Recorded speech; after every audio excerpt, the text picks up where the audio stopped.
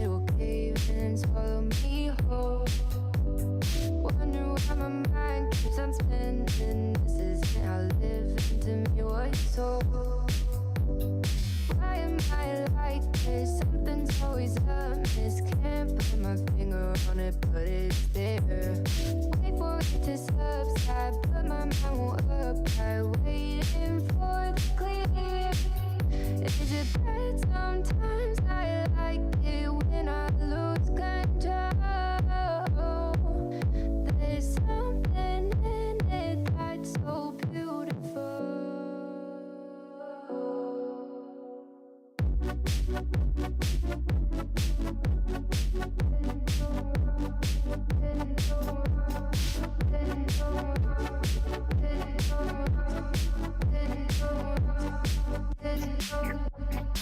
Listen, I can see the light of day, but I can also see the bones decay. I don't know what else there is to say. I'm doing my best not to run away. Sitting throwing rocks across the pavement, hoping it'll cave in and swallow me whole. Wondering how the world keeps on spinning, kinda scared of living when it unfolds. Hard to see the light when everything is silent, waiting for the clear. Thankful I'm alive, but terrified of dying. But hey, I'm still here. Is it bad sometimes? I like it when I lose control. There's something in it that's so beautiful. Listen, I can see the light of day, but I can also see the bones decay. I don't know what else there is to say. I'm doing my best not to.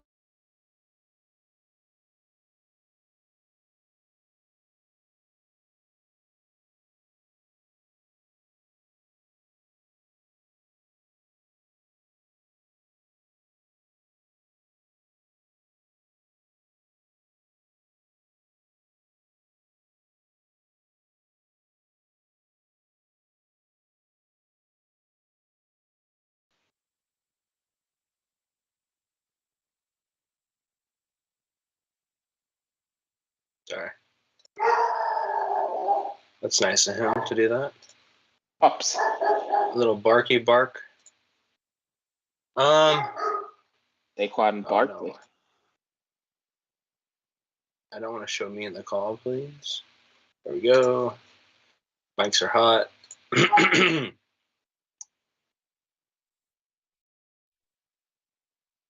Welcome to Hardcore Penn State Football. Happy May, everybody. Going to be talking NFL draft recap. Going to be talking a new commit. And we have a whole heaping load of fan questions to get to. Welcome into Hardcore Penn State Football, everybody. Welcome in on YouTube. If you're watching on YouTube, say hello, please. And where you're, no, we're not doing where you're from today. Favorite pizza topping. Favorite pizza topping if you're watching on YouTube. We are live. You ready? I'm ready. We'll do it live. We'll fucking do it live. Guess that's normal. I'm not really ready, actually. Give me a second. Hello, guys. Nate. How you doing, Nate? Man, I got shit in my throat. Worse. My Take a Google drink. Chrome isn't working. What? My Google Chrome isn't working. Ah. There's something on my end. No. You're groovy. You're groovy as usual.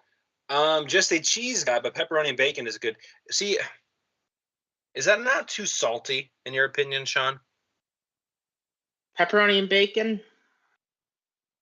I could do it, but I think it depends on how much you have. Like if you have like little things of pepperoni, maybe. But Little things of bacon, if anything.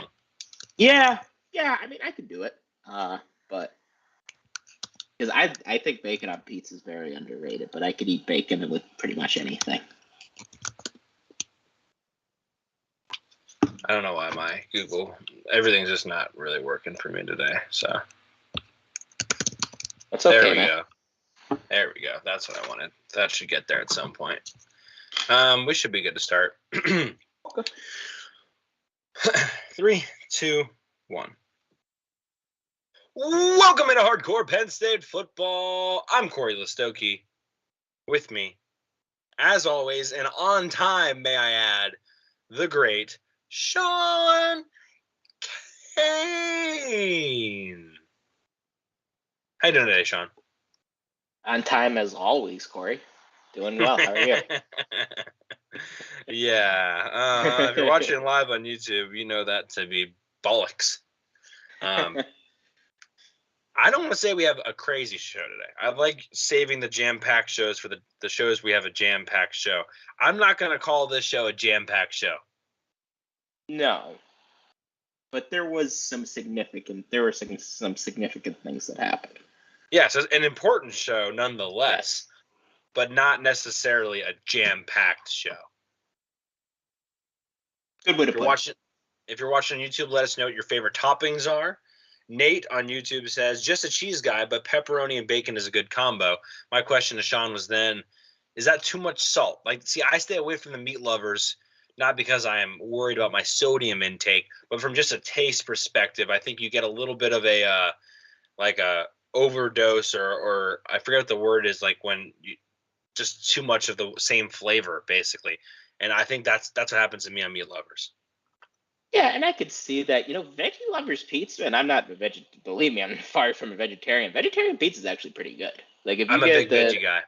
Yeah, if you get the vegetarian pizza at I'm gonna sound basic here, but at Pizza Hut, it's actually really good. For a while, and this wasn't healthy, but when I was in college, I would get from Domino's because I'd just pick it up when I still had that $7.99 deal. I would get a spinach, onion, and I don't know what the other topping is. Some other veggie. Maybe I mix that one up a little bit, and I would get green peppers. Maybe I would get it square cut with dipping sauce, and I would eat the entire thing in one sitting, just right there, boom, just crush it. What's up, kitty cat? Hi, Mitch. Yeah. Is he named after Mitch Tinsley? He is not. That's the name that the shelter gave him. So we couldn't change his name. But right. Mitch Tinsley was his favorite player. That makes sense. Yeah. He was happy he got signed. Which we'll get to in a little bit. So we're going to be talking. I don't know if my stuff is cooperating with me. It looks like it is. We'll be talking about Mitch Tinsley a little bit later in the show, as we can potentially show up here the show schedule. I still can't say that very fast. The show schedule. Here in the here you go. Ready for this? Ready? You like that? Oh. That wasn't a soundboard, by the way, people on podcast. That was what not did you crack open? Cracked open. Man, today's gonna be a long day. Cracked open. One of my favorite breweries here in the South. I'm not sure if I've talked about them before or not. I think I have. I think I did when people were talking about when they came down for Auburn. But Wild Leap Brewery. I don't know if I'll be able to get this koozie off. Probably not. Wild Leap Brewery is in LaGrange, Georgia. And it is roughly, it's mile 13 off of 80. 85, that is. And have to hit it on your way out of Atlanta going towards Auburn. And it's maybe 2-3 miles off of the highway, so it's not that far. The best beer in the South, as far as like microbrewery, nano brewery, craft beer goes, the best brewery in the South. Again, my old job used to travel all over the South, from Florida to Virginia to Texas, and it is by far the best brewery in the South. It's won awards. I mean, I don't know what it is. It's something in the water. I'm not really sure. Best brewery in the South. Yep. Highly recommend it. Everything they have is good there. Everything. Doesn't matter if you're an IPA guy or a stout guy, you're an ale guy, you're a lager guy. Doesn't matter. Doesn't matter. So they got sours. I've never had them because I'm not huge into them, but they've got like, they make their own vodka too now. And I guess they have like their vodka. I don't know if they're spritzes, but I'm sure they got some sort of seltzer now too, but they got all that kind of stuff covered. They make a liquor lemonade. They got all sorts of stuff. But anyway. What kind of alcohol is the South like really known for? Is it pretty much strictly beer, or is it versatile? I would probably say mostly beer. Like the guys I used to work with and when we were traveling a bunch, sitting outside, like they were mostly drinking beer. Those guys traveled enough where they were getting into some other things that maybe more typical South people wouldn't be getting into as far as more craft beer goes. I would say more people down here drink Coors Original Banquet than say people up north do. Like I feel like not a lot of people drink like out of the glass bottle Coors Banquets. Like you don't see those very often in Pennsylvania. That's very popular. And then your typical, but yeah, I'd say Coors Banquet's a little bit different. Coors Original and Coors Banquet a little bit different. Interesting. Yeah, I mean, up here the light beers are really big, and I mean that's nationwide. But yeah, are like ciders big in the South too, or is that? I mean, they have them. I don't know if it's any different per se. I think it's the same little niche, regardless of where you are. Nate Will on YouTube says, take it with a grain of salt, but saw a rumor that Penn State and Ohio State will be a Fox big noon game. Nothing announced for Michigan at Penn State, but likely not Fox. Thanks goodness. Take that for what you will. YouTube sources. Hashtag fans of sources. Hashtag fans of sources. Thank you for that, Nate Will. We will take that for a grain of salt. I believe the Penn State Ohio State one being a Fox noon kick. Totally see them screwing them over with that completely. I don't really know. I don't know how I feel yet about the Michigan game in general. Don't know. It's early November. Could it get a 3:30? Yes. Could it also get a noon kick? Yes. I don't know. Fox is gonna do what they do. Well, if NBC gets it, it'll be a 7:30 game. Yeah. And then CBS. I mean, I'd be cool with the 3:30 game too on CBS. Yeah, that's probably. It's nighttime by halftime.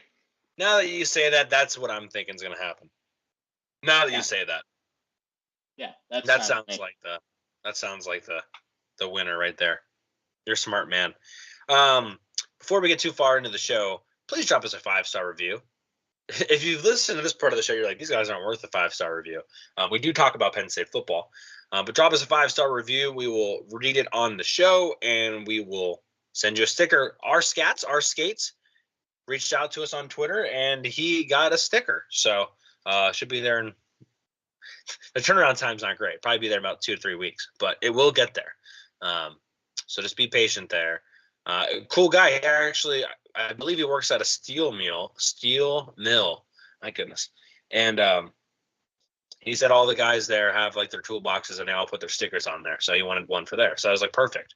So that's pretty cool. Love that. The fact that, those guys, stickers are a big deal, obviously. And whether it's a paper mill, the places I sometimes go to, or a power plant, or doesn't really matter. Toolboxes, anything where you can put hard hats, it doesn't matter. But if somebody wants your sticker to put on there, like that's pretty badass. So really, really appreciate it. Yeah, that's high praise. We appreciate it. Definitely. Okay. Where do we want to start? I guess we'll start with, is there any other news that we need to discuss before we get into like recruiting? Hey, go buy a laptop. We were thinking the same thing. If you're in the market for a MacBook, you're in luck. Go on to Terry Smith's Twitter right now, and he's giving them away for $600. Did we figure out, like... It can't be real, right? It can't be real. But he hasn't taken it down. Like, if I know Franklin, he's freaking out about this right now. I mean, I feel like at this point we should quote tweet it and say, is this real life? Yeah, maybe he really does have these MacBooks Because, here. so, like, for people on podcasts have no idea what we're talking about, or I guess anybody for that matter, Terry Smith, assistant head coach, cornerback coach for Penn State, last 2 days now has tweeted pictures of MacBook Pros, I think, and has a little sign next to it that says Corey Smith. It says Terry Smith giveaway. And like he's selling these MacBook Pros for, I believe they're $600. But if you buy two, you can buy two for $1,000, and you'll get $200 off each of them. And he only has so many left. And obviously, we thought it was. I actually retweeted it. I was trying to like share it with you, and I hit the retweet button, and someone let us know that I had retweeted it, and like, hey, don't provide, don't spread rumors. I'm like, okay, fine, but now it's been 3 days, and that tweet has not been deleted. Maybe they're trying to figure out a way to get the account back without him losing everything. I don't really know, but this is what we're talking about on May 3rd. Terry Smith, MacBook Progate. Yeah, and usually these things are like a few hours long. We're on day 2. We're going to be going day 3 tomorrow. That's nuts. I mean, it's crazy. We'll keep you posted, believe me. This is probably the most important Penn State football news out there right now. No one's talking about. Nope. No, everybody. Is it an NIL? Is it for NIL? If it is, do we know the purpose? It says for charity on the thing. Charity. I mean, that's Kalen King's NIL deal. If it's charity, then maybe it's going to the Pitt football program. Do we know? Do we know for sure on that? Wow. I see what you did there. Nicely done. You know what? I just realized something. And people are going to say I'm full of crap, but I don't really care. And I'm going to tell you in 1 second. I like the transition there.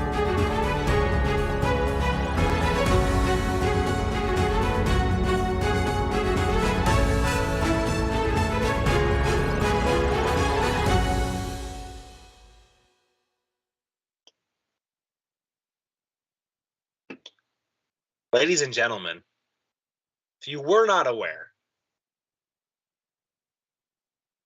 the great Sean Clifford was drafted. And I put the over-under on Twitter at, I think, 4 minutes. And I swear, people are not going to believe me. But this was truthful. Like, I did not get to this point of the show until whatever amount of time we're in. I think it's more than 4 minutes. So if you cash the over, you're successful here. But I would just like to say, officially, I think we can agree, because I don't see how there's a better resolution than this. Unless you can have some sort of Sean Clifford Last Samurai moment where he's just chasing down the final haters with his samurai sword to cannonball fire. I don't know if that's going to happen. And so I am hereby saying on May 3rd, 2023, I am declaring that the Clifford Wars are over. Officially. Wow. They're done. So who won? Who was victorious? I won. I'm victorious. Yeah, we needed the winner. That's like the Cold War ending and them asking George Bush who won. Being like, I don't know. No. The Cold War, much harder to figure out the winner of than this. Because in my opinion, it is more a clear-cut victory. This is Civil War clear-cut victory. Which I guess maybe isn't that clear depending on where you live, but trust me, it's clear-cut, all right? I won this thing, and it wasn't even that close. I mean, if anything, it blew my expectations out of the water. I said he's going to get drafted. And how many people over the last year told me we have a 5-star review, I'm pretty sure. Oh, I'm sorry, not a 5-star review, a 1-star review. Pretty sure because someone was mad at me for defending Clifford. Like, I'll take ownership. Pretty sure that one was because of me. I think the one even says, like, Sean's really good. If they just would get rid of Corey, it would be a good show or something like that. So, like, and that I'm pretty sure is because of Sean Clifford. So, like, people literally probably don't watch us because I support Sean Clifford. And yet here we stand victorious on the mountaintop of cheese that is Green Bay, being selected in the 5th round. Sean Clifford, drafted higher than I thought he was going to go, higher than I think most people thought he was going to go, but drafted nonetheless. Our buddy, where did it go? Our buddy Higgins. There you go. Not our buddy Higgins. Our buddy Higgins' brother, who's also a Higgins. See how that works. Says, will Sean Kane be buying a beautiful number 8 Sean Clifford Green Bay Packers jersey to hang above his bed? Sean?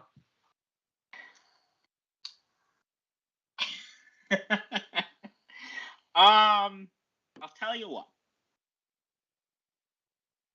Let me back it up a little bit. When you're a 5th round pick, you have to make the team. You have to. It's different from being a 7th round pick.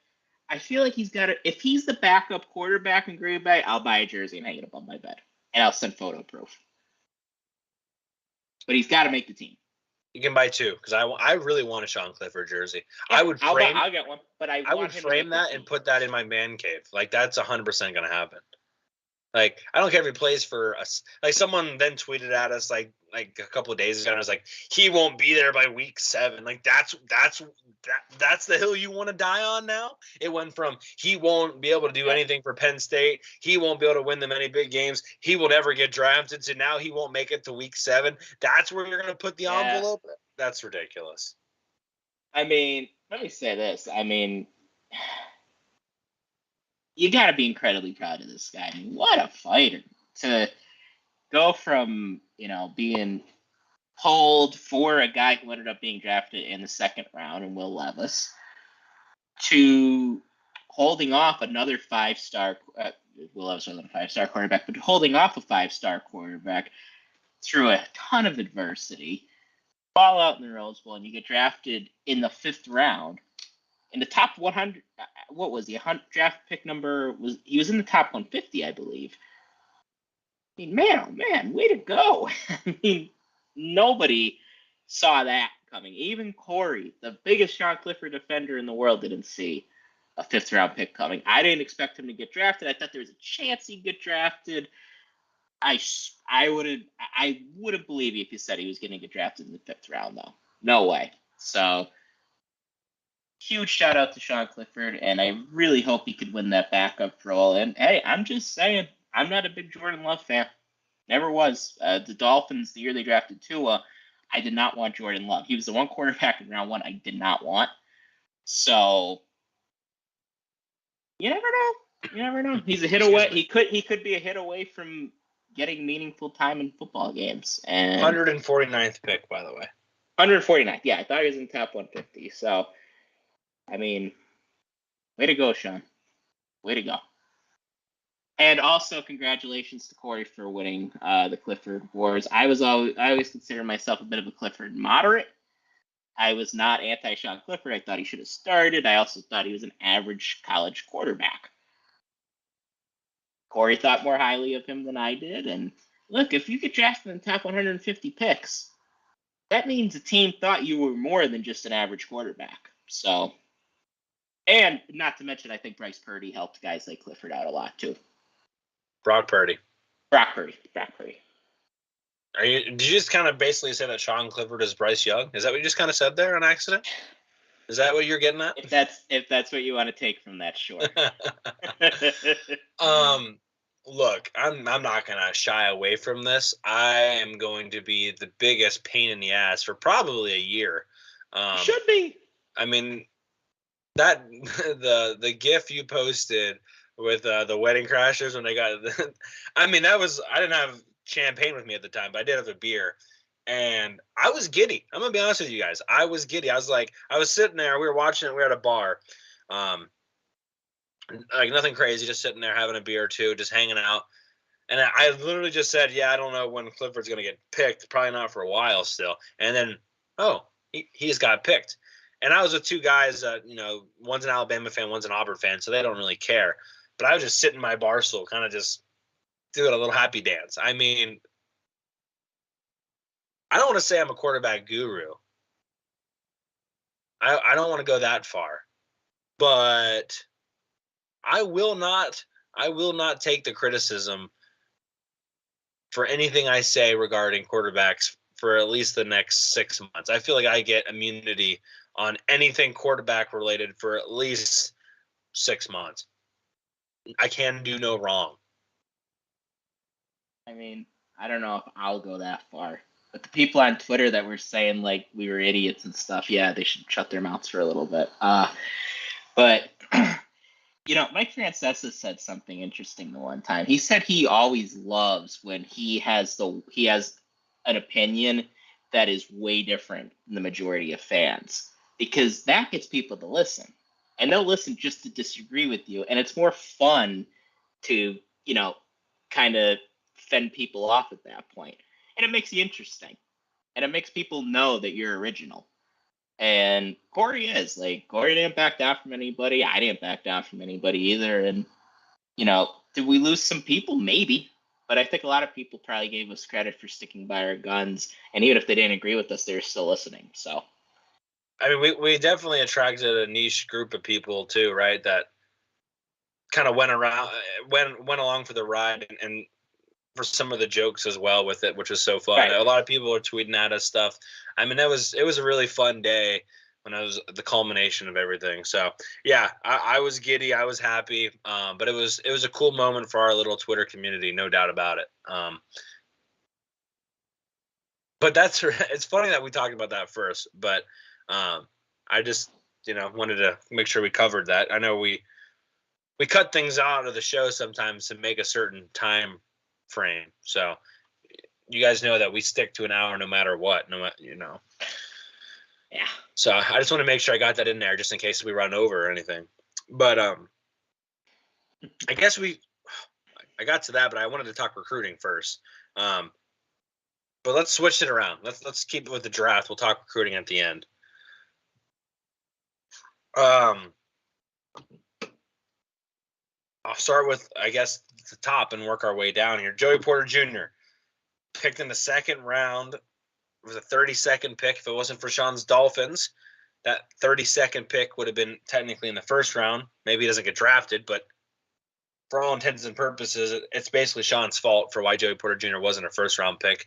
Penn State still does not have a defensive back taken in the first round of the NFL draft, though I did see a tweet by Penn State today that I don't know if it was they've had the 5th most defensive backs drafted in the last couple of years. Did you see that tweet? I did not. Yeah, they've had the 5th most amount of defensive backs drafted, say in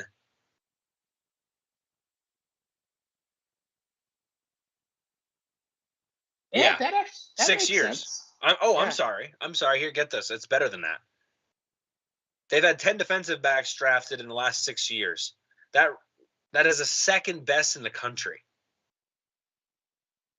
Wow. Isn't that crazy? Yeah, that's pretty nice. I mean, that is a stat that you would tell somebody and they wouldn't believe it. Well, I mean, Franklin really from the get-go, I remember being in school and thinking, we're recruiting the defensive backfield hard. And, I mean, when you combine good coaching with some talent, yeah, good things are going to happen like that. I know we wish Joey was the first-round pick, and maybe if it wasn't for my incompetent Dolphins, he would have been. But, I think it's going to come next year. To be honest with you, I don't want to go too much down the Joey Porter rabbit hole as far as what we discussed on Twitter and nauseum. I will say again, whether it was the right decision or not, I'm not going to speak to it. All I will say is that he lost money from where he should have gone to where he did go. And hopefully it doesn't matter at the end, but if he was supposed to be picked 16th and he got picked 32nd, I mean, he missed out on a bunch of money, and that sucks. I do think it sort of softens the blow that he ended up with the Steelers. I feel like, okay, I may have lost $10 million, but he got to go to the Steelers. We retweeted something, and because Joey Porter Jr. was on the Welcome to the NFL rookie show, there's a lot of really good stuff between him and his dad, Joey Porter Sr., as they're in the green room. And Joey Porter Jr. is getting frustrated, and his dad's there saying, hey, use this as motivation. Like, this is, they just brought your game up to a whole another level. Some really good stuff on there. Highly recommend you check it out. But it really makes you kind of see it from a personal level, and it's really good. So I highly recommend you check it out. So definitely better that he ended up with the Steelers. But, man, I just cannot understand how he fell out of the first round. And the only thing I can think of, Sean, is that because of his surgery and because he wasn't able to do some of the agility drills because of his appendectomy, he missed out on some things to just showcase once and for all that he deserves to be a first-round pick. But is that why he couldn't? Is that why he couldn't do it? I don't know. I don't know why he didn't do some of those agility drills, but there is no reason that Deonte Banks from Maryland should have been picked over him. And I get, like, cornerback, there's a scheme thing. Like, maybe you want a true man-to-man corner only, and Joey Porter Jr. can do a little bit more from, like, a cover 3 perspective. I don't know. But there is a lot – honestly, there's a couple more than just Deonte Banks that should have been taken over him. We'll get to that more, I think, when we get to Tig Brown as far as the overall arching theme with Penn State defensive backs. But I don't know, Sean, how he fell out of the first round. I think that's bologna and cheese. I think they made a lot of mistakes. And it sucks that it cost Joey Porter Jr. a lot of money, but it did land him with the Steelers. Yeah. I mean, when I saw Joey Porter Jr., I thought he was a first-round talent for sure. The one thing with him, I mean, he only had one interception in his career, and I know a lot of people will say, well, it's because they don't throw at him that much, and I would say he dropped some interceptions in his career. We saw it happen. The Purdue game alone, I think he dropped 2. So I think maybe teams are holding ball skills against him. And like Corey said, a lot of it could be scheme, but I just have a hard time believing there were 32 better players in the draft. And I think that's unfortunate. But I do think the Steelers are a good fit for him. And I hate that he went to the Steelers because I hate the Steelers. And now him, Freiermuth, and Allen Robinson are all on the Steelers. So that's unfortunate for me. But for him and him professionally, it's an awesome place to go. Not only because his dad is there, but because the Steelers are a first-class organization. Mike Tomlin, for whatever reason, Steeler fans hate him and I don't get it. I think Mike Tomlin's one of the best coaches in the NFL. If things don't work out with Mike McDaniel and Mike Tomlin's available, I instantly say hire Mike Tomlin. So it's a great fit for him. But I wish he was a first round pick because what Corey said was true, and that he would have made a lot more money if he was a first round pick, and he wasn't, and I don't know what went into that, but he wasn't. So it sucks, but I think Kalen King is probably going to be the guy.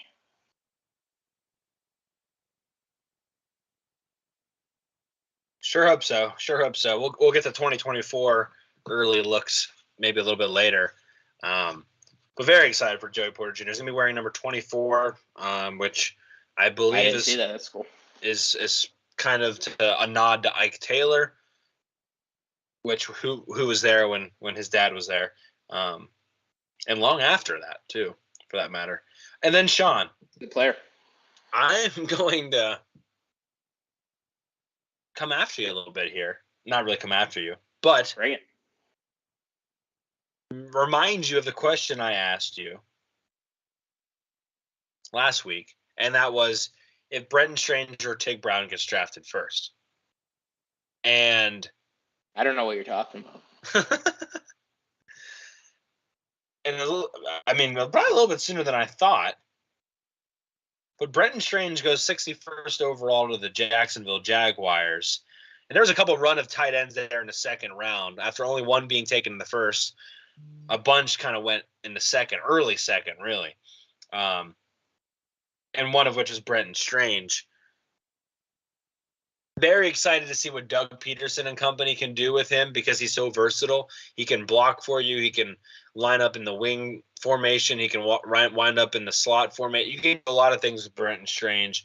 And I really don't know if there's a better offensive mind for him to land. So I am very, very, very, very thrilled for Brenton Strange. I don't think it's a better fit. So I'm very excited for him.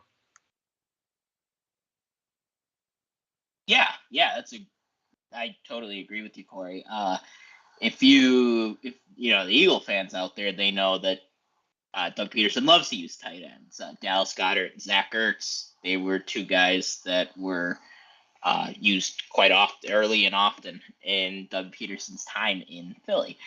And for him to go to play for a guy like Doug Peterson, have a quarterback like Trevor Lawrence, perfect. I'm thrilled with where he and Joey both ended up, their two earliest picks. Where the next guy ended up, probably could have been in a better place, but where these guys are, and Strange has a chance, I believe, to maybe be a day one starter, because his combination of blocking. Hold on, Sean. Sean, I gotta interrupt you. I hate to do that to you. That's all right.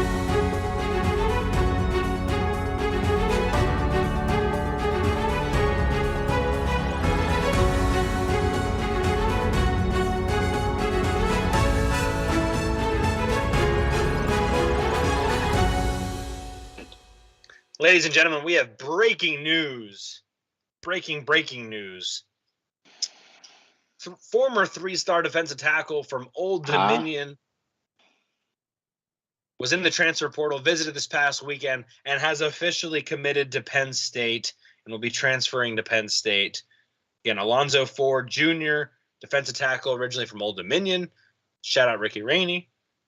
Will be transferring to Penn State. So Penn State getting a little bit more defensive tackle depth. What are your thoughts, Sean? Yeah, this is a guy that Corey and I actually talked about a little bit earlier today. We needed a defensive tackle, and this guy could be what the doctor ordered. He had a few sacks last year. Decent size, 6'3", about 275, and familiarity. I'm sure Ricky Ronnie talked to James Franklin about him, and Ricky Ronnie knows what it takes to play at Penn State, what it takes to play in the Big Ten, and I'm sure he gave his blessing on him. So, yeah, this guy is going to help us at the defensive tackle spot. James Franklin talked about maybe bringing in another defensive tackle, and this will be the guy. Yeah, this is big time. Big time. Do you have his weight by chance? 275. 275. So I don't know if he's PJ Mustipher big for people that just want to just straight up strength and all that. But Penn State's got their depth. And, you can say whatever you want, but they've got plenty of guys now. Just it's a matter of people stepping up and filling that role. You can only do so much, and you kind of just need the guys to eventually step up. So now you've got Hakeem Beamon, assuming he's not in the doghouse. You've got Zane Durant. You've got Devon Ellies. You've got Keziah Izzard if he's healthy. You got Jordan Vandenberg. You got Townley, Devon Townley. You've got Caleb Artest. And you've got Ty Blanding, and you've got Mr. Ford, Alonzo Ford. Junior. So there you go. There's your breaking news live on the podcast. Yeah. Nice start for us. So as we're talking about our guys leaving, we're talking about someone coming in. He's also a sophomore. I think last year was a sophomore season, so he'll be a junior. So we have 2 years with him. So that's nice too. Yeah, very cool. That's exciting. We were literally just talking about, can we talk about this guy? Boom, done. Yeah. Yeah, we were just talking about this guy this afternoon. I looked up Old Dominion to see if he's already like given the 404 pages in there for him. Yeah. Which is pretty funny. Word travels fast in the Penn State sphere. Yeah. So, anyway, you were talking about Brenton Strange. Brenton Strange. Yeah. So, obviously Corey and I are both pretty high on Brenton Strange. And like I said, his combination of blocking and then receiving ability, that's kind of rare. Because if you look around the NFL, a lot of guys who could block can't catch, and a lot of guys who could catch can't block. And he could do a bit of both. So I think he's going to be a contender to start down there because their tight end situation is not great. And it would just be another added weapon for Trevor Lawrence. So very happy with where Brenton Strange ended up. And I mentioned this on the last episode, but I'm just so happy for a guy who, we want to talk about a guy who played into the second round. Brenton Strange played into the second round. And that's just fantastic to see. Maybe didn't have the same splash plays that Freiermuth or Gesicki had, but had enough and had some very big and important moments too. But just really happy for him to play into that and play into it a little bit differently, right? It wasn't just touchdowns. It was blocking. It was doing the dirty things. And so that's cool to see. So very, very happy for him. And yeah, I don't even know who are the Jaguars tight ends. Do you know? I think they had Evan Ingram last year, but I think he's gone. Oh, yeah, they did have Evan Ingram. Forgot about that. Yeah, I know Trevor Lawrence will be there, and then there'll be another Nittany line that we'll get to in just a second. That will also be on there. Let's keep it chugging along here. The very next pick in the NFL draft, the very next pick, not a couple picks later, the very next pick at 62nd overall, was Juice Scruggs, center Juice Scruggs, who's probably going to play guard, but maybe center, picked by the Houston Texans.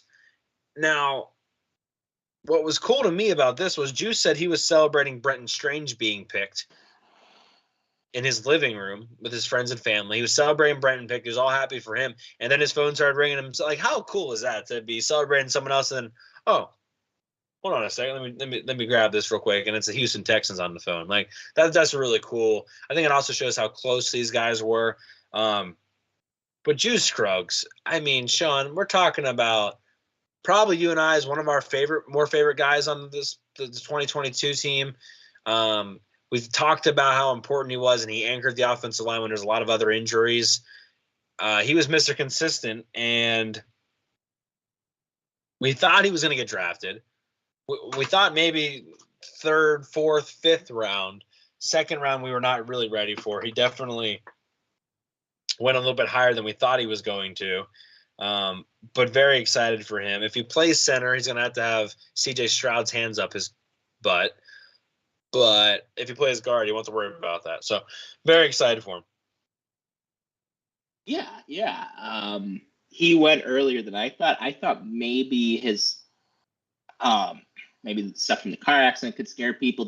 But they have access to all those medical things, and they must have saw enough to say, now we could draft him. And the good thing for him is largely he's stayed healthy the past few years. So it's not like he's chronically getting injured. So that's awesome for him. And God, when I was sitting back and thinking, I was gonna tweet this out, but I had a hard time putting it into thoughts that like writing it out. The amount of adversity our draft picks have gone through. Obviously Cliff, Juice coming back from the car accident, and Brenton Strange. Everybody from Jump Street was ready to throw Brenton Strange to the side and say Theo Johnson's the guy, and they just kept chugging along. And I think Franklin always talks about core values. Man, these are core value guys. All these guys that were drafted, and God, we're gonna miss them. But I do want to talk about Juice a little more. I think it's a decent landing spot, and I think Houston did a very good job drafting. They got Will Anderson, they get C.J. Stroud, and I think it's important to have a center, like a mean SOB in front of your quarterback protecting him. And Juice, for as good of a guy he is on the football field, he's a mean SOB. So I like pairing them together. They'll be together from rookie camp onward, and I think it could be a good combination for them. And super reliable, as Corey said, and I think all of his traits translate very well to the NFL.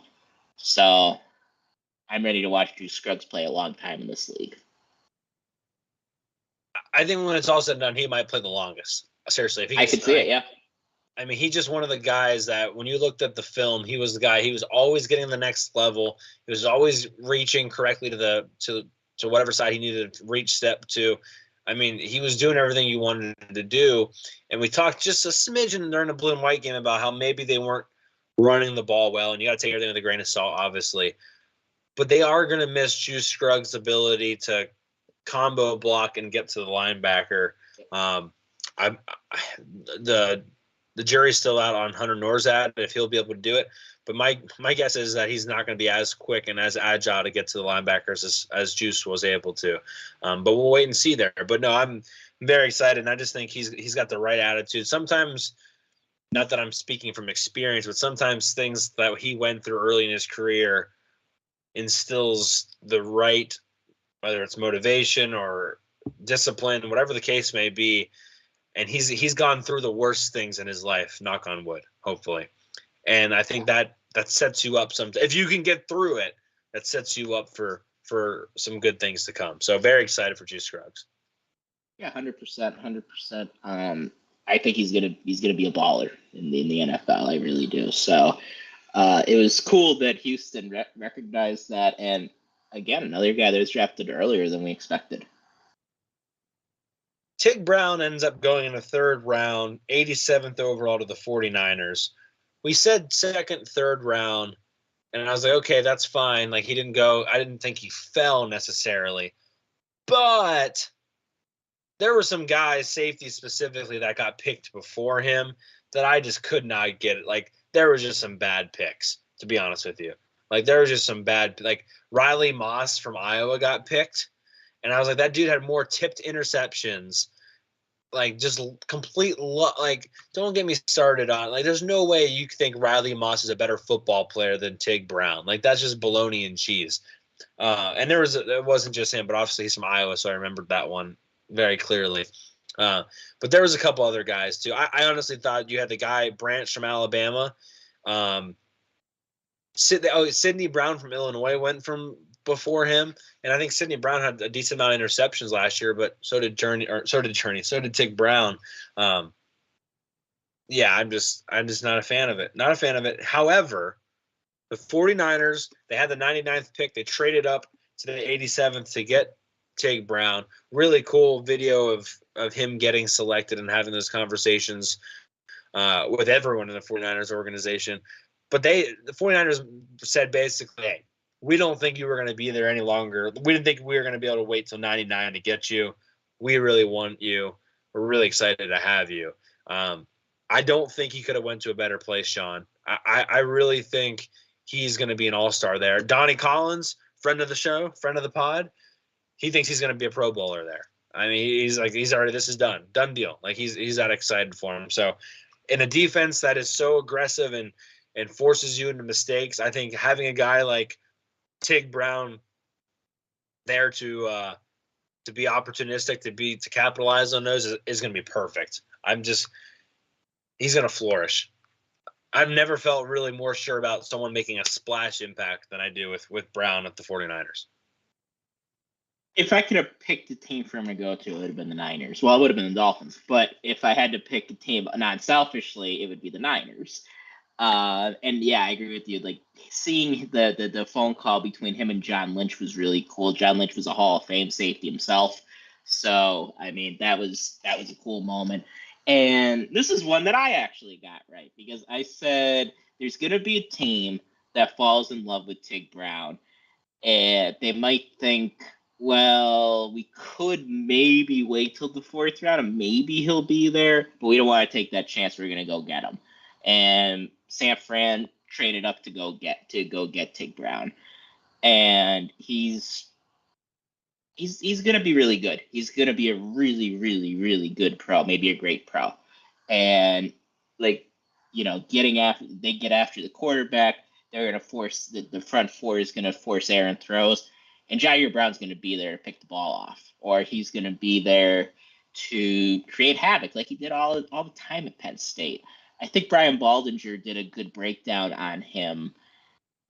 If you haven't seen that, and he talked about, and I forgot about this actually too. He was good at creating turnovers on special teams, so he's just going to make plays. And San Francisco provides you with the chance to be able to make them. It's not like he's going to a team that has a terrible defense, and it's hard a lot of times to be able to make plays when everything's falling apart around you, and that's not going to be the case with the Niners. So it's a team that's going to contend to win the NFC.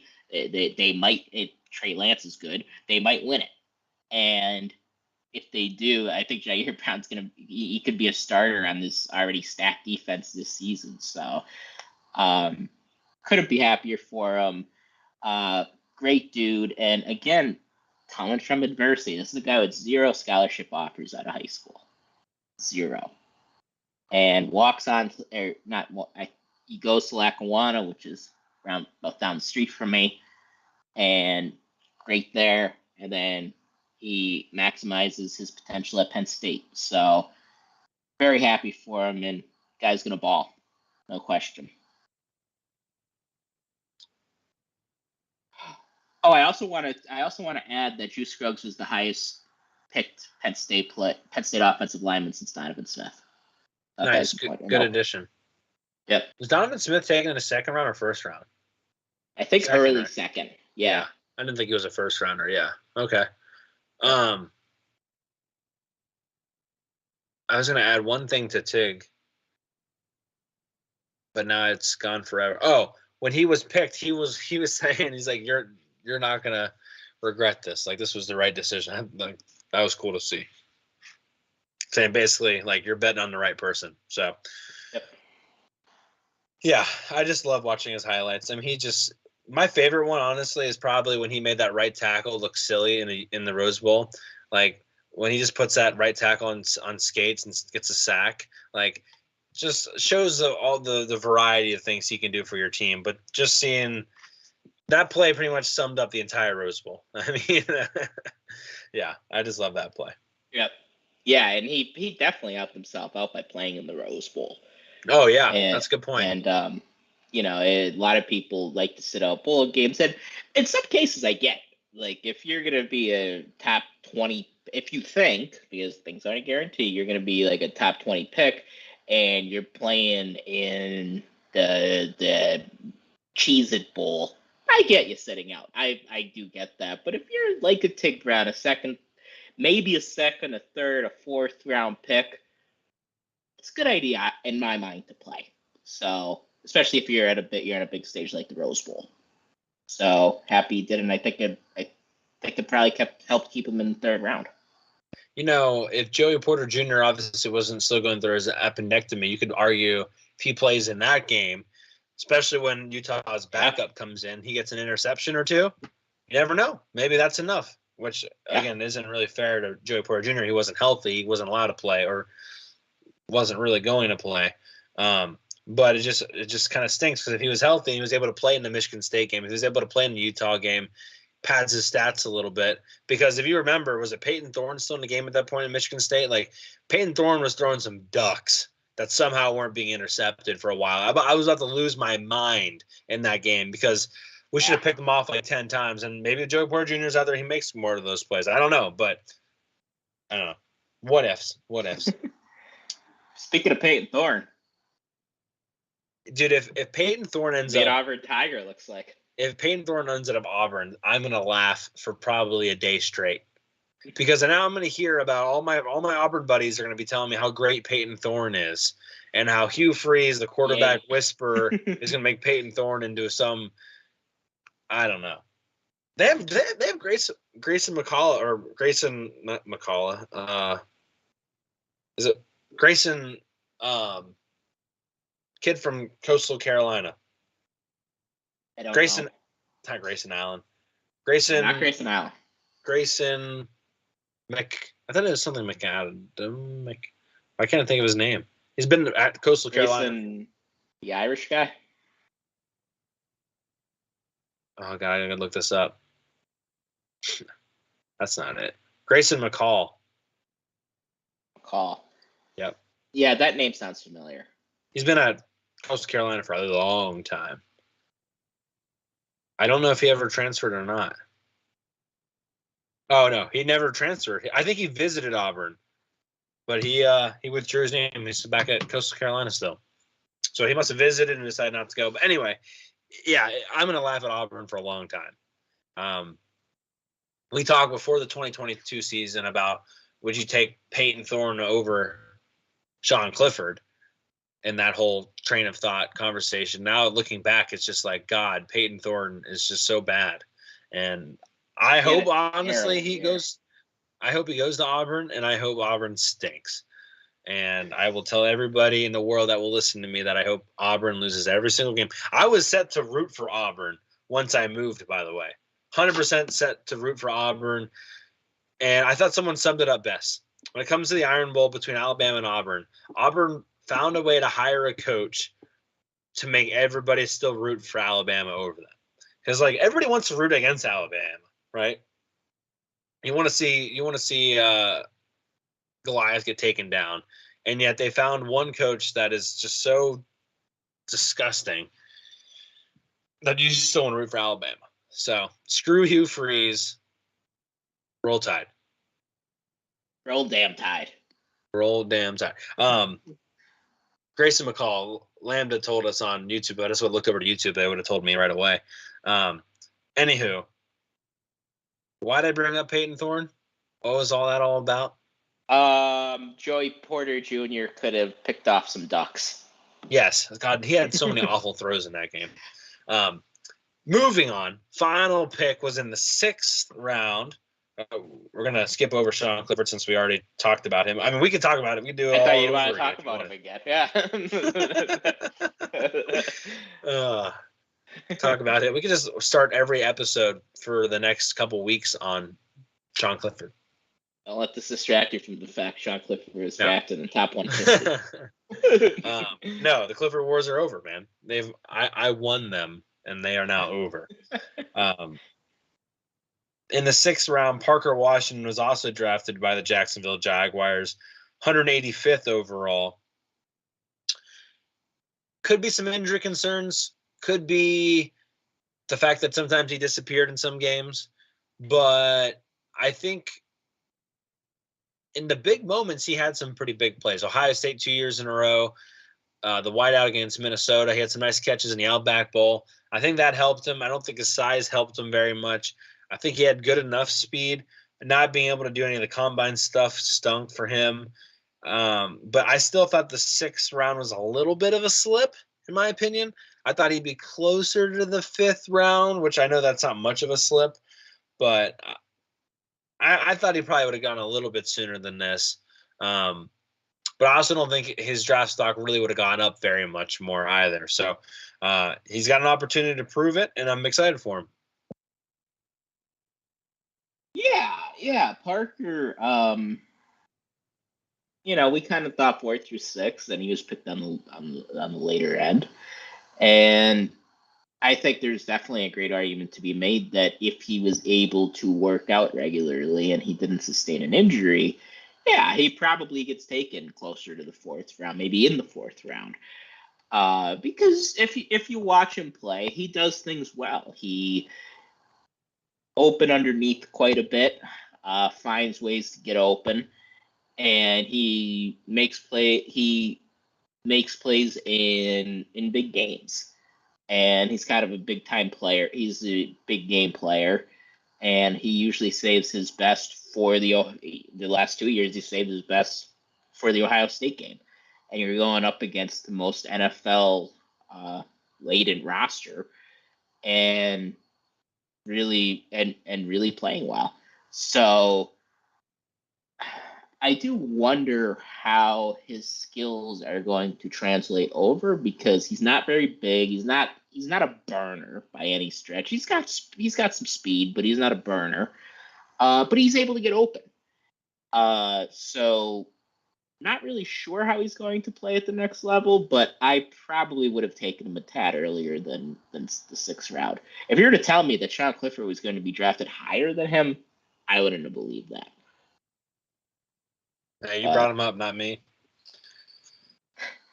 But I'm worried. What do I know? I think if he can get in a situation where he can beat zone, I think he'll do a great job beating zone all day. I'm not confident in his ability to beat man coverage in the NFL, but we'll wait and see. Yeah. We'll wait and see. Yeah. Okay. Before we move on from this, there were a couple other players that were signed as unrestricted free agents. Jonathan Sutherland was picked up pretty much immediately by the Seattle Seahawks, which is a little surprising to me. We haven't been, the biggest fan of Jonathan Sutherland, but as a special team ace, I can totally see it. And as a leadership guy, I can totally see it. But just a little surprised how quickly he was picked up. I mean, it seemed like maybe he was the first call Seattle had, because it was like instantaneous after the draft was over. He was picked up pretty quickly. Is he so he's not going to Canada? Do you have an explanation for me on that? I do, but I'm really going to hold it. Okay. I'm going to hold on to it because there's a fan question about it. I'll explain that then. It's way more interesting than I thought it was.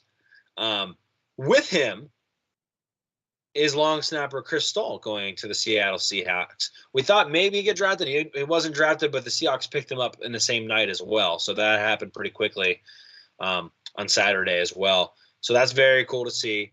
I don't think they have a long snapper on their roster right now. I'm not positive of that. Okay. I think I saw that too. Now, they could bring in competition, sure, but wouldn't surprise me if Stoll's the guy. So that's cool. That's very cool. Mitch Tinsley. We talked about him when we were talking about Sean's cat just a second ago. Got got picked up by the Commanders. So him and Jahan Dotson, and I would say Shaka Toney, but Shaka Toney's suspended. Is anyone else over there on I don't Commanders? think so. I don't think so. Yeah. Shaka. So he'll be there with Dotson, which will be pretty cool. And then it took a while. I don't even think it was the first night. It might have been the next day. It had to be the next day. PJ Mustipher signed with the Denver Broncos. And we talked a pretty good amount about PJ Mustipher in the last episode. For the blog, he was actually on here a little bit on YouTube saying, hey, like his film just was so bad compared to the previous year. I still thought he was going to get drafted, though. And then it didn't even feel like he was necessary. Maybe he was kind of weighing his options, but he didn't even sign immediately after the draft, which I don't know what that means. If you can look into that, I don't really know. But it wasn't immediate. And so it does make you wonder, like, how high in the pecking order was he to be drafted or even picked up? But he goes to the Denver Broncos. I know nothing about the Denver Bronco depth when it comes to defensive tackle. I know nothing about their defense. Broncos country, let's ride. Yeah, I know they were pretty bad last year, but that's about all I know about them. Yeah, I mean, it sucks for PJ. That injury really, really set him back. And, during the season, we kind of kept saying PJ's not the same. And it sucked because it was really due to the injury. He just couldn't get after the quarterback as much. And hopefully that changes. Hopefully, with another year post-injury, maybe that changes. Maybe he gets a little quicker. But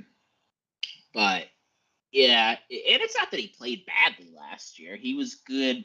He was still a run stuffer. He still made some plays. Great from a leadership perspective, but just didn't have the same quickness that he had. So just kind of sucks for him. I do think if it was like 30 years ago, he still would have been drafted for sure. But the game's changed now, so it sucks. Stoll, I think, has a chance to be a guy who plays in the NFL a long time because long snappers tend to stick around. They don't get hit very much, and they have one job. So, and And once you have one that you trust, you don't want to get rid of somebody. Yeah. Nope, you don't get rid of him. And then Tinsley is an interesting one. I wonder if he'll make the team. That's a pretty low key. The Commanders have a pretty loaded wide receivers room, so it could be tough for him to make it there. But you never know. I saw a lot of things that I really liked from Mitch Tinsley last year, so maybe he plays really well in camp, and maybe he could stick around. So, yeah, that's kind of where we're standing with the undrafted free agents. Yep. They got Paris Campbell. They got Dotson. Who else they got over there? Terry McLaurin. They don't have Paris Campbell, do they? Maybe I was thinking. No, they have Curtis Samuel, I believe. That's right. But they might have traded him too. I don't know. Or I don't know. All the damn Ohio State receivers are hard to pay attention to remember they're all over the damn place. I thought one of them. Washington Commanders. Okay, he must have got traded from the Panthers then. He did. Yeah, I think that was last year. So yeah, it's a tough receiving room to break into. Interesting. Okay, well, I thought we did pretty good on the draft this year. I don't know if we did as good as last year. I mean, I did well, but no. I mean, I think we were surprised as anybody that Joey Porter Jr. didn't go. We were surprised. You were surprised that Sean Clifford got picked, but we were both surprised how quickly he went.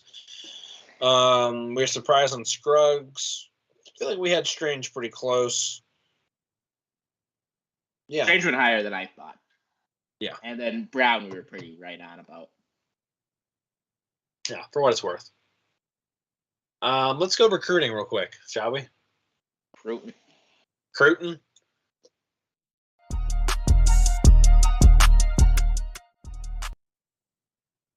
All right. I actually don't really have. Oh, well, we can.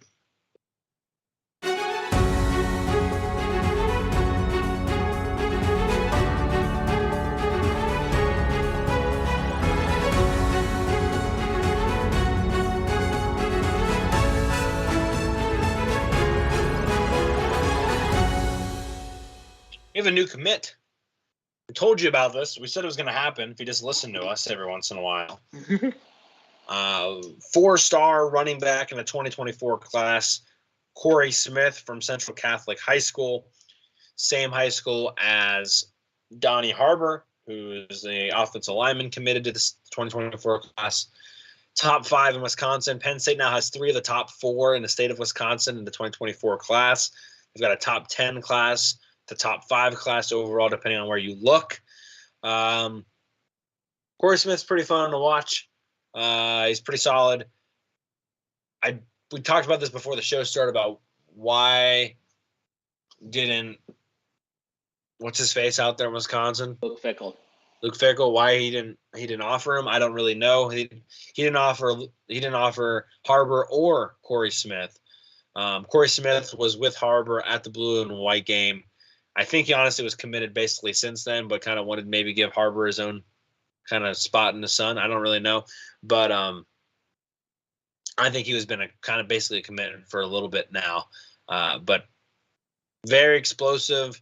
I don't know if that means Quentin Martin can now maybe play somewhere else. I don't think so yet, but Penn State's got another running back. I feel like we talk about that quite a bit. The people that are like, oh, we never get any offensive line. All we do is get running backs. Those people are going to be talking again.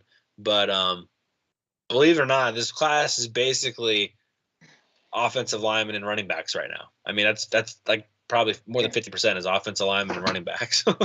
Yeah, I was gonna say, as we have like 5 or 6 offensive linemen already. Yeah, I really like this guy's film. I mean, the speed really stands out to you. He has different gear than the other guys he's playing against, but then he has such great change of direction too. He could stick his foot in the ground and just bounce. So, big fan of his film. I like that they used him a lot as a receiver too, out of the backfield.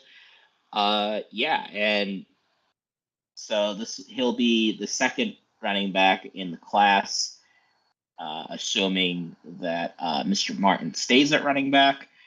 And that these are kind of the hauls you need at the running back spot to keep this good thing going that we have. Bringing Katron Allen and Nick Singleton in together, obviously. Montgomery and Wallace, like, they're two guys the staff feels pretty highly about. So, assuming Montgomery comes back from injury, again, remember he didn't play his senior year. They'll have those two guys, and then Corey Smith and Quentin Martin. So, keep stacking running back classes together. That's how you stay hot. So, really like how this guy runs, and I think he's going to be a good one for Penn State. He's just so slippery. He's just so slippery. Like he gets out of tackles that you're like, I don't understand how that guy didn't tackle him, and it happens constantly though. So, yeah, he's an escape artist. I'm very excited to see what he can do. I think he complements Quentin Martin well, as far as I think they're different, and yeah, I'm excited. See what kind of how that room plays out in the future. It's hard to predict right now because it's so far away, but yeah, this is it's going to be an interesting room this year, but definitely next year. Like next year is going to be a really weird room, assuming everyone stays. Like you could theoretically have Katron Allen, Nick Singleton, who potentially are going to be like Sony Michel and Nick Chubb as far as both getting taken pretty soon.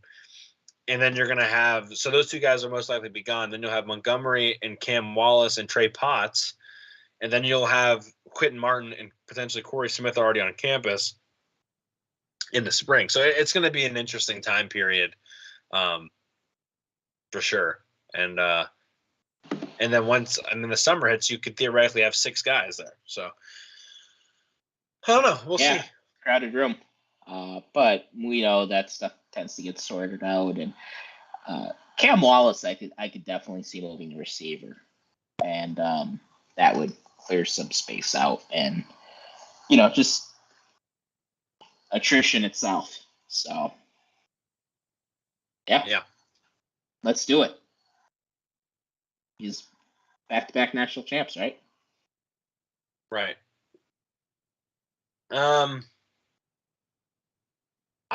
To be honest with you, didn't have prepare very much other recruiting stuff. Some people have been sending some OVs.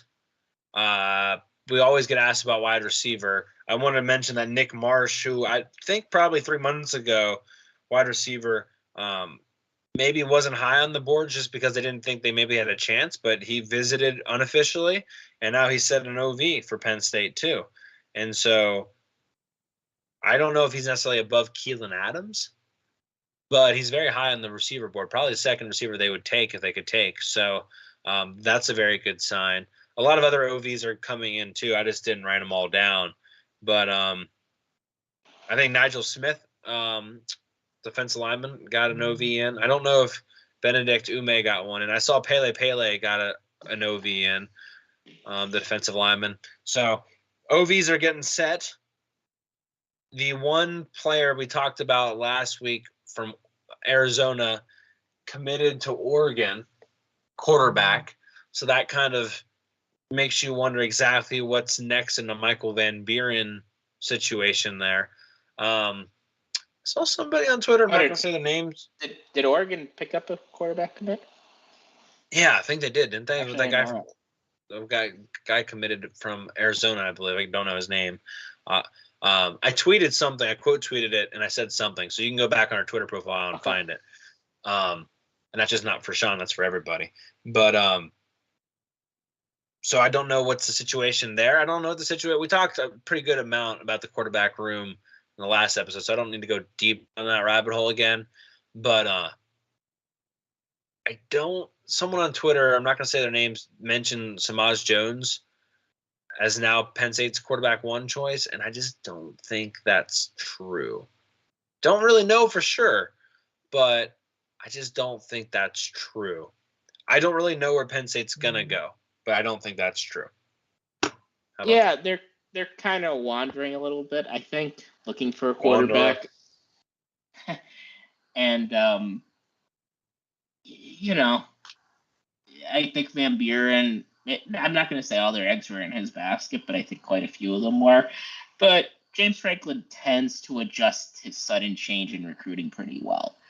And I think they're going to, they'll find their guy and they'll go after him. I do want to mention Benedict Ume. He does have an official visit scheduled for June 16th with Penn State. So it's almost official visit season again. And that'll be fun. Corey, when do you go on vacation and all that next month, right? Yeah, we won't have a live show next week either. But then, not 15 days from tomorrow or from today. Okay, gotcha. In May. Okay. Yeah. So we will. Most of the visits don't happen until June, right? Yeah. Yeah, so you'll be here for official visit Palooza. Yes, I will.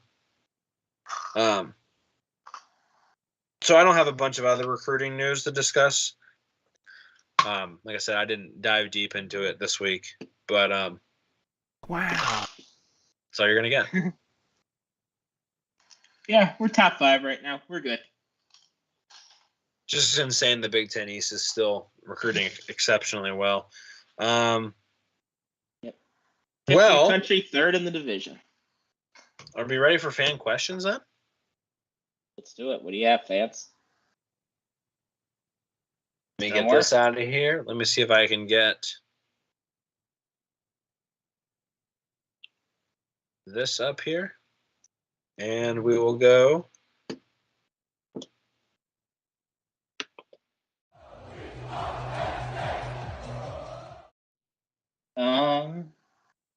You like that? We are Penn State. I didn't hear it, but I'm providing it. Thank you. Yep. Fan question time. We have a bunch of fan questions, so thank you for submitting them. A lot to talk about. First one comes from a friend of the show, Dorito Bandit, longtime listener. We asked for a question and also your favorite pizza topping. His favorite pizza topping was sausage and bacon. So I guess the salty thing is not an issue with our fans. Not an issue. Everyone's loading up on sodium. I don't know if I'd go with sausage and bacon, to be honest with you. That doesn't happen often. Even when you're out for breakfast, usually it's either sausage or bacon. Right. If you do that combo, I mean, you're a big baller, and I give you a lot of credit. But it could be a little intimidating for some people. Surprised that he hasn't crumbled up some Doritos and put them on his pizza. I see what you did there. His question. Now that we know what teams they landed with, which Penn State draft pick has the best chance of making the most immediate impact? Most immediate. Sean Clifford. And it doesn't matter what you ask, it's going to be Sean Clifford. You should know this by now. Speaking of that, though, I will say Bryce Love. What's his name out there? Brock Purdy. Other quarterback for Jordan Love. Jordan Love. He just signed a new contract worth about $20 million for 1 year. So, I mean, the pressure's on out there. Like, he's got a show, nut up or shut up kind of thing for this year. So Sean Clifford's on his heels, baby, already. They haven't even hit rookie camp. So just get ready out there. In all seriousness, I got to go with Jair Brown. I just feel like already a good defense. He just comes in and he gets the cherry pick. That's just how I feel. So I'm going to say him. You could make the argument for Joey Porter Jr., and that's probably a fair one. Especially, I feel like it's going to depend on how good the Steelers' defensive line is.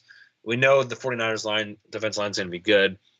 So I'm going to say Jair Brown. I think they're going to play him all over the place. I honestly might have to get Sunday ticket for YouTube TV just so I can watch 49er football. I mean, I'm so excited to watch him play football. Yeah, I'm going Jair Brown too. For a lot of the reasons Corey said, you're just going to use him all over. And you're going to hear his name a lot during games. I wish I hear what you're saying too. Like, I kind of wish he wasn't on the West Coast because I don't get a whole lot of Niner games out here. You get more than you think because they play in primetime a lot, but just your basic, like, 1 o'clock game. I mean, their 1 o'clock games are 4 o'clock games. Typically, we don't get them out here. We have the Eagles or the Giants or the Cowboys, but yeah, he's going to be all over the field. I think you can make a decent argument too for Drew Scruggs because Houston's roster is not very good. So I'm expecting him to make an early impact, maybe even be a day one starter. I think he's good enough to do that. So probably either Jair Brown or Drew Scruggs, but I think Drew Scruggs will make more of the eye-popping big-time moments because he's just in a better situation and the nature of the position.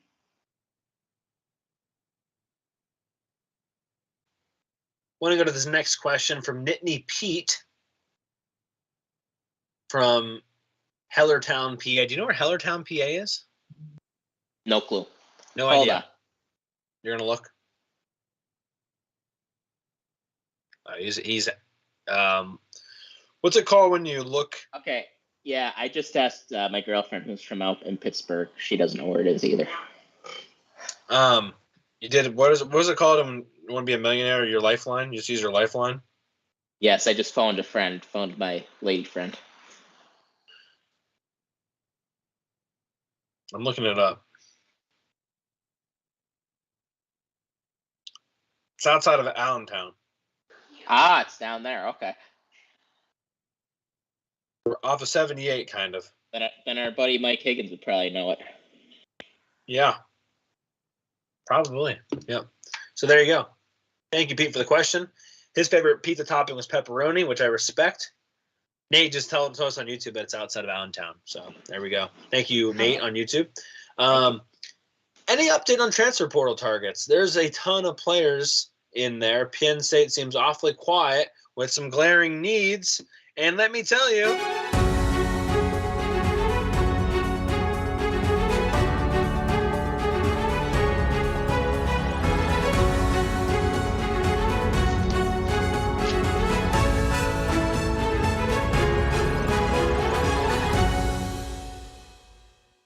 not really breaking news, but it happened today. Was it today? I think it was today. Offensive, or maybe it was yesterday. Offensive lineman. Oh, yeah. Yep. Addison Penn walks on to Penn State from Duke, former 3-star offensive lineman. I'm not really sure, honestly, how they were able to get him to walk on, but he's transferring from Duke to Penn State, but not. I think he's already technically graduated. I think he's played a bunch of games at Duke. So there you go. There's one spot filled, to answer your question. We just talked about Alfonso Ford Jr. at the defensive tackle spot. I don't really like the way Pete phrased this as far as glaring needs, because I don't think there's glaring needs. Is there places where you could improve and add some depth? Yes. But when I say glaring needs, I'm talking like Penn State 2015 offensive line. You know what I'm saying? Like that's a glaring level, need. Yeah. But that being said, I said this, what was it, 2 weeks ago? I said I think they're going to go out and get an offensive lineman, and they already did that. And now they've already got the defensive lineman, and my dog's barking. So, Sean, take it away. Yeah, so I still think they could, especially with the departure of Storm Duck, I think they could use another corner. I know they're going to probably be playing. I expect Elliott Washington to play quite a bit this year, but I think that could make a head coach a little queasy, putting that much trust in a true freshman that early, and you want some kind of insurance policy there. I haven't really heard anything about them going after a defensive back, but I think they will. Receiver, keep in mind, I personally think we're good at receiver with Cephas coming in. And I know that's kind of a hot topic. In my mind, I think we're good. I really like Omari Evans, and I think he's going to be good enough to play, and especially considering we have Cephas coming in. And then defensive line, you guys know me. I've been talking about the defensive line for a long time, and we need another defensive lineman. Well, we got another defensive tackle, so we're probably good there now. And then we just got the kid from Duke to walk on. So I would say maybe another cornerback, and it wouldn't shock me if they said we're good then. And I think we do have a question about quarterbacks, about a backup quarterback, and I'll get to what my point will be about the quarterback when we get to it. Well, let's just go to that next then. How about them apples? Let's do it. Next question comes from Brian Smith, pizza topping from Ledo Pizza, and he goes bacon and pepperoni and best pizza on the planet. So a lot of people are not afraid to double up on meat. So clearly I am in the minority here on the double meat category. I mean, we're getting sausage and pepper, a lot of bacon. I mean, I know America likes their bacon. I like bacon, but when I think of bacon on pizza, I'm thinking like chicken bacon ranch all day. Like, I don't think of just throwing bacon on a pizza just to have a bacon. Like, if I'm doing bacon, it's probably with a chicken bacon ranch pizza. I'm not just throwing bacon on the pizza for the sake of bacon. I don't eat bacon that often, I think, compared to most Americans. I feel like, based off of these fan questions, you guys are eating bacon way more often than I'm eating bacon. Like, I might have bacon. No, I probably don't even have bacon. I wouldn't even say I have bacon once a month. Like, I just don't eat bacon that much. Like, we don't just have it for breakfast. You know what I'm saying? Like, well, we usually have ham instead of bacon. That's the healthier way to go too. Yeah, we don't have bacon here either, but I will get it sometimes because I do love bacon, but kind of like you, probably about a once a month thing, maybe. Yeah, and now I make a mean potato soup, and we'll get a big thing of bacon there. Then you need bacon in that, yeah. You gotta have bacon there. But his question, with how well Bo Prabila played during camp, I'm gonna pause for dramatic effect there. Does Franklin roll with inexperience or perhaps look at an experienced backup?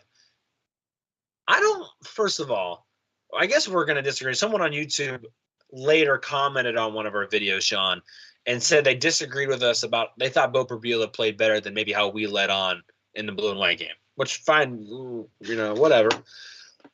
We can agree to disagree. But I just don't know if I necessarily thought Bo Prabila had a great, was the word great used?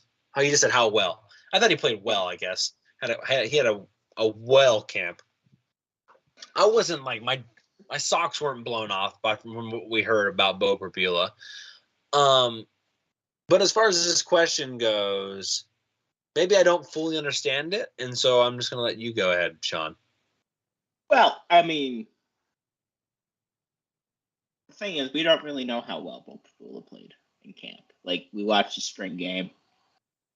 I mean, I wasn't blown away by the spring game, but he did show some things that I did like. He showed some good escapability. Now, remember, you couldn't touch the quarterback, so kind of works against Bo Prabila and what he does, the format of the spring game.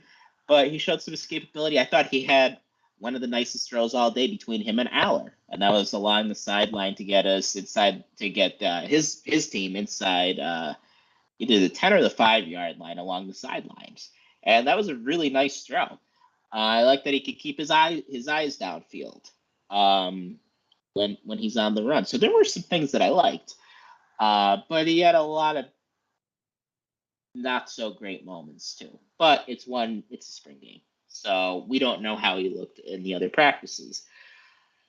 To answer your question, problem with bringing in an experienced backup quarterback is everybody will know the deal up front.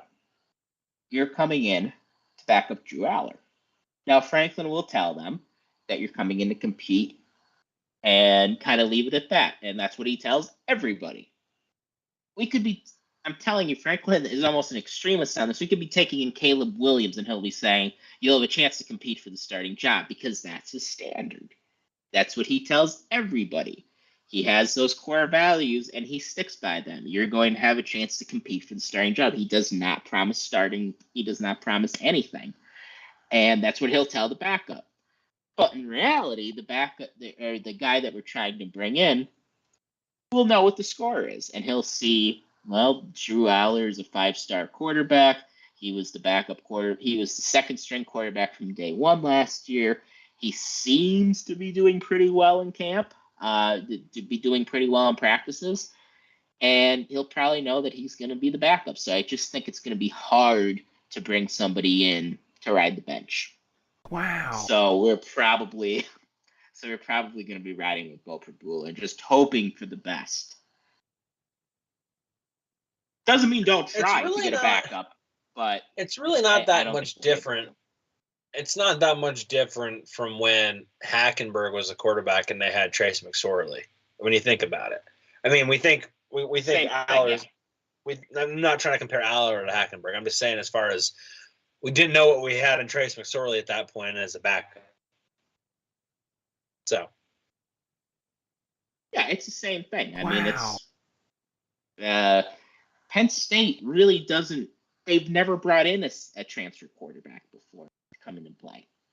They never have. Like Daryl Clark backed up Anthony Morelli, and then he became the quarterback. Michael Robinson backed up Zach Mills, and then he became the quarterback. Sean Clifford backed up Chase and Tommy Stevens at the time, and then he became the quarterback. That's just how it's always been at Penn State. Sometimes we'll have freshmen come in and play. Bolden and Hack did, but generally that's really the way it's always happened. So I don't know if it'll always be that way, but that's just the way that's just the way the cookies crumbled at Penn State. That's just the way it is. That's just the way it is. Okay, let's go to this question next. So I know you're just dying to get to it.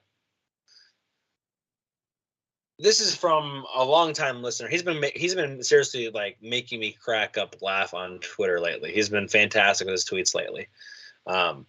Just been on his game, and that's Einstein von Braun, Mister. He says Neapolitan pizza, which from my neck of the woods, you get a Neapolitan pizza, that's a cheese pizza. Like you're not. It's a little different. What's on a Neapolitan pizza? I think you could have like tomato and stuff on it. Isn't that not just tomato sauce? It is, but it's a like just when I think of like a cheese pizza, I think of like a New York style pizza, or up here there in Scranton, there's some pizzas with American cheese on it. Don't knock it till you try it. And Neapolitan, yep, as Corey gives a thumbs down. I think Neapolitan's a little different. You know what's actually pretty good? The Neapolitan, what do they call them? It's that Panera Bread. They have like a Neapolitan pizza. Like flatbread? Flatbread pizza, yeah. It's actually really good. They used to have a barbecue one that was really good. They have that too. I've had it. Yeah, so highly recommend if you're ever going to Panera. When I think of Neapolitan, I think of normal ass pizza, or I think of what is when you get the ice cream that has like 3. Isn't that also Neapolitan? That's also Neapolitan. Is Einstein von Braun trying to put 3 different ice creams on his pizza? Is that what's happening here? I mean, hey man, whatever floats your boat. This is 2023. You can do whatever you want, man. His question, though, made me go down a rabbit hole today. Because I didn't know that much about it. I knew a little bit, but I didn't know nearly as much as... Yeah, I know you said you were looking into this, so I'm very interested. And his question is, with Jonathan Sutherland signing as an undrafted free agent with Seattle and then being drafted by Montreal in the Canadian Football League, does he automatically have to go to the CFL, or can he sign with another NFL team if he's cut by Seattle? And our one buddy G-Wiz, who is a Seattle fan, asked a similar question the night before. And so just to answer Einstein von Braun's question first, he can do whatever he wants in the NFL and has no jurisdiction or authority whatsoever to what happens in the CFL. If for whatever reason he then decides to join the CFL, Montreal will have the rights to him. So he can be picked up by Seattle, dropped, then he can try out for New Orleans and then get traded to Tennessee. It doesn't matter. NFL's NFL. Whoever that team he's contracted with has their permission for him, has his rights in the NFL.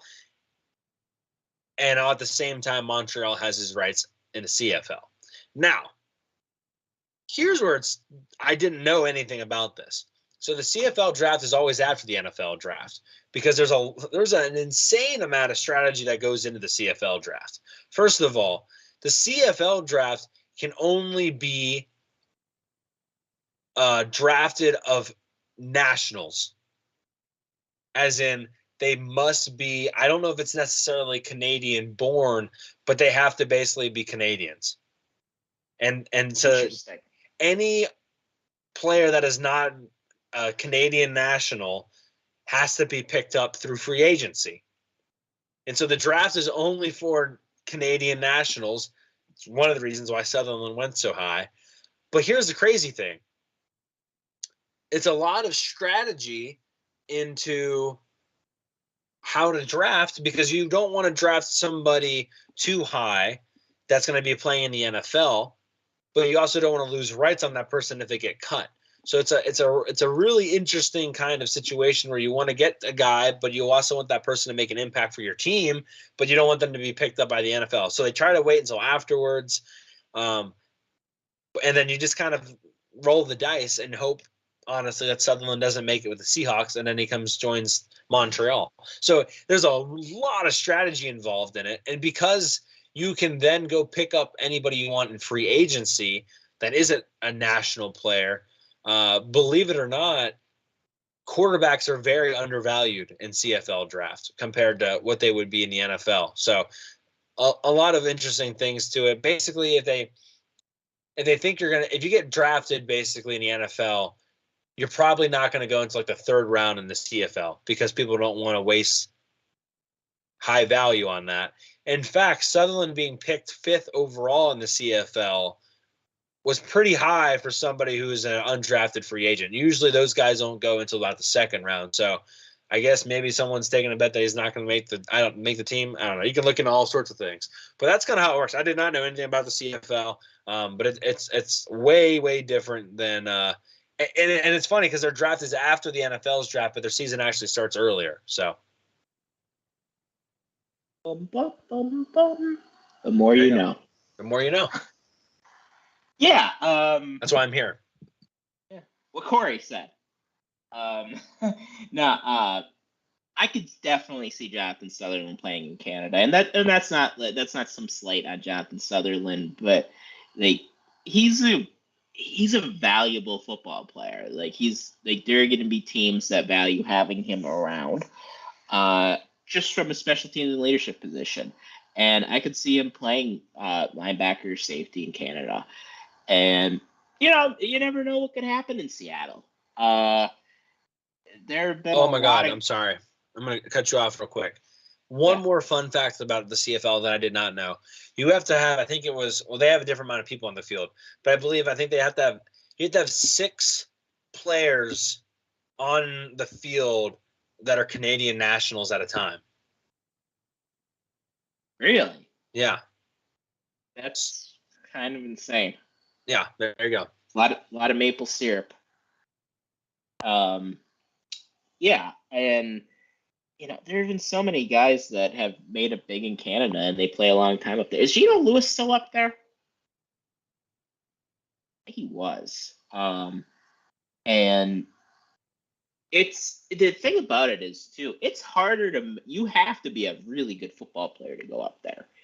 Like people kind of think that you could just be like some bum. I mean, look at Johnny Manziel. He flamed out in Canada, and he was obviously. And Johnny had his issues, but you can't just be some scrub and go up there and dominate. So if Sutherland can make it up there, yeah, he can make a really nice living for himself. And maybe Montreal had discussions with Jonathan Sutherland that he's going to try to make it in the NFL for as long as he could, but he has every intention to eventually get his way back up to Canada. Canada is where he's from, so I could see that definitely happening. I hope he knows French too. So here are all the rules. Of the 46 players to a roster, only 2 quarterbacks. Only 20 players can be American. Only at least 2 players can be from anywhere in the world, and 21 of them have to be from Canada. You have to have 7 players from Canada starting on your team out of the 24. Dang. Yeah. I feel like that's hard to do. Yeah. Well, I mean, I feel like football's grown pretty exponentially in Canada over the past couple decades, though. It is, but I don't think – I was actually talking to somebody today who they live in Vancouver, but basically it's like it's its own thing. Like people are NFL fans or like people are CFL fans, but it's not like they're both. Like it's as if you like baseball or you like basketball. Like it's not even that close enough where like you follow both religiously because you think, oh, football's football, but it's like enough different where they don't necessarily like not everybody crosses. It's not, a Venn diagram isn't a circle, basically. That's really interesting how that works. And obviously, hockey's their big sport up in Canada. It's the national sport. It's not just like how baseball is our national pastime, but everybody who was born after like 1950 knows that football is America's true national pastime. So it's always going to kind of be second or third fiddle to hockey, probably even behind baseball. But seems to be growing quite a bit up there. I did not know, though, that they really don't watch the NFL if they watch the CFL. Yeah, but I don't mean that they don't watch the NFL too, right? Like a lot of them watch the NFL, but they don't. They just both. They don't necessarily watch both. You're right. Do they watch college football? He did say today that they just like pick teams basically. Like they just like said his one buddy's a Texas fan. Just and no reason, right? So no rhyme or reason. And honestly, yeah, I think that's fairly common across like globally. People just choose team and they just run with it. So next question's from Babs PSU on Twitter. Favorite pizza topping is jalapenos, which he brought a jalapeno pepper. And I someone else thought this too. I thought like he said jalapeno poppers. And I was like, oh man, he's getting some jalapeno poppers on the pizza. That sounds delicious. But no, jalapenos. Jalapeno poppers. Which jalapenos, honestly, I don't know if I've had them on a pizza lately. You get a lot of the banana peppers, you get a lot of olives, but I feel like jalapenos don't get thrown on pizzas nearly as much as maybe they should. And I have probably, that's one thing since I moved down to Auburn in the South, I've probably eaten more jalapenos in the last 4 years than I've ever had in my entire life. Like I've just really thrown myself into the jalapeno culture. I'm a jalapeno guy. I don't think I've ever had them on a pizza though. No, and I think sometimes, I mean, they're tricky. Like sometimes they can be pretty spicy, sometimes they're not spicy at all. But you can get a jalapeno pepper that will whoop your ass. Oh yeah, some of them are insane. I remember the one time, I was at a farmer's market with Mike, our friend Higgs, and his now wife Alex, and there was this salsa and in the salsa it was like this insanely hot pepper, and I tried it, and I just got out. So I was like, "Try this; it's really good." She freaked out at me as soon as she bit I into wonder if there's it. some It was ghost like, pepper "Why did you stuff in have there. me?" Yeah, I think it was like a ghost pepper or something. She was like, "Why did you have me try that?" That's It awesome. was really something. But yeah, there's some peppers that are insanely hot. Like I don't really like stuff super spicy where I'm No. like sweating as I'm eating them, because then you're No. not really enjoying it. My buddy up here, or I guess down here, he like makes his own hot sauce. So he's got Reaper plants, he's got ghost pepper plants, That's how my uncle is too. Yeah. and he's given me some of his hot sauce, and he's toned down some of it. But some of the first stuff he gave me, I mean, I could barely put like that much on there without crying. And like he's made some, he said, where he's made it so hot that he's hallucinated from it. So, Yeah. I mean no thanks. And I'm not like a wimp with spicy food. Like I'll eat a jalapeno or whatever, but I have a limit. right. Anyway, thank you for that conversation there, Babs. His question: can our offense find enough scoring early in the season to get through at least Illinois while Drew Aller learns to be a starter? I think this is a really good question because I feel like, Sean, we talked about this a little bit. David Pollack was talking about how, I don't know, David Pollack was being an idiot per usual.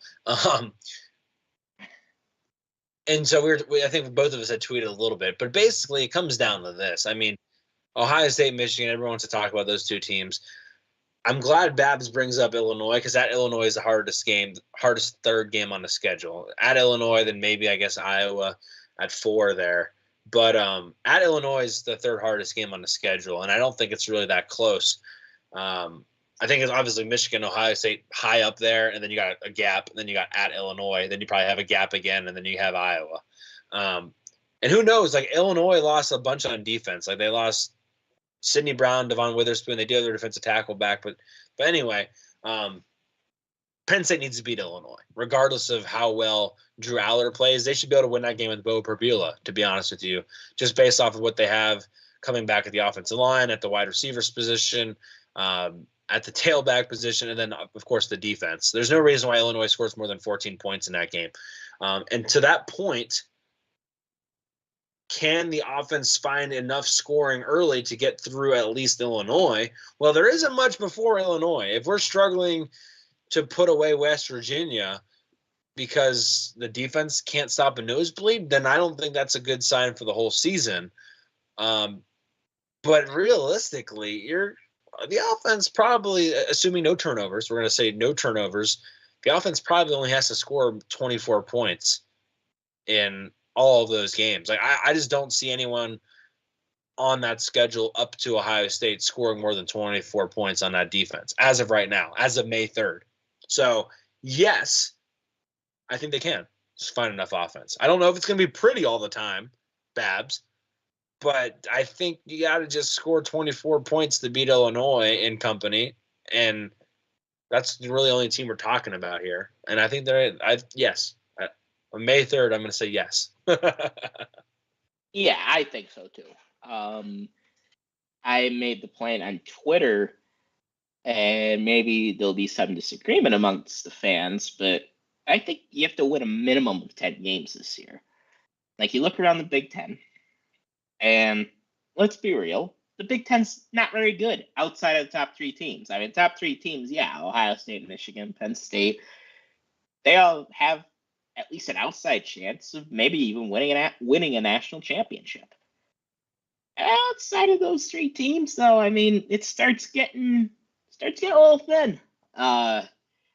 There's some slim pickings. Michigan State lose their best receiver, maybe one of their best players. And I know we don't think highly of Peyton Thorne, but they lose their starting quarterback. I am still not a Maryland guy. I still need to see something from Maryland because Maryland's Maryland, and Maryland's going to do Maryland things. So until they stop doing Maryland things, I'm not going to fear Maryland. Illinois lost Chase Brown, who in my mind might have been the best running back in the entire Big Ten last year. He was carrying that offense single-handedly. I mean, like Blake Corum, Donovan Edwards, Singleton, Allen, they had much better supporting cast than Chase Brown had. And they lose to Von Witherspoon. Iowa, as long as Brian Ferentz is calling the plays, yeah, they're not going to strike the fear of God in me. Nebraska's probably still a year away, if that. And Luke Fickell's doing some weird things at Wisconsin. Typically, I don't like when coaches are doing weird things in new spots because usually it's a bad sign of things to come. So after that brief summary of the Big Ten, yeah, we should be good enough to get through those first few games if there's some growing pains with Drew Aller. Summed it up well. So was there some disagreement on my Chase Brown take? Yeah, I'm just going to ignore it. I don't have the energy today. I see what you're saying, but he also was handed the ball 40-something times. You know what I'm saying? So, like, I agree with you to a certain extent.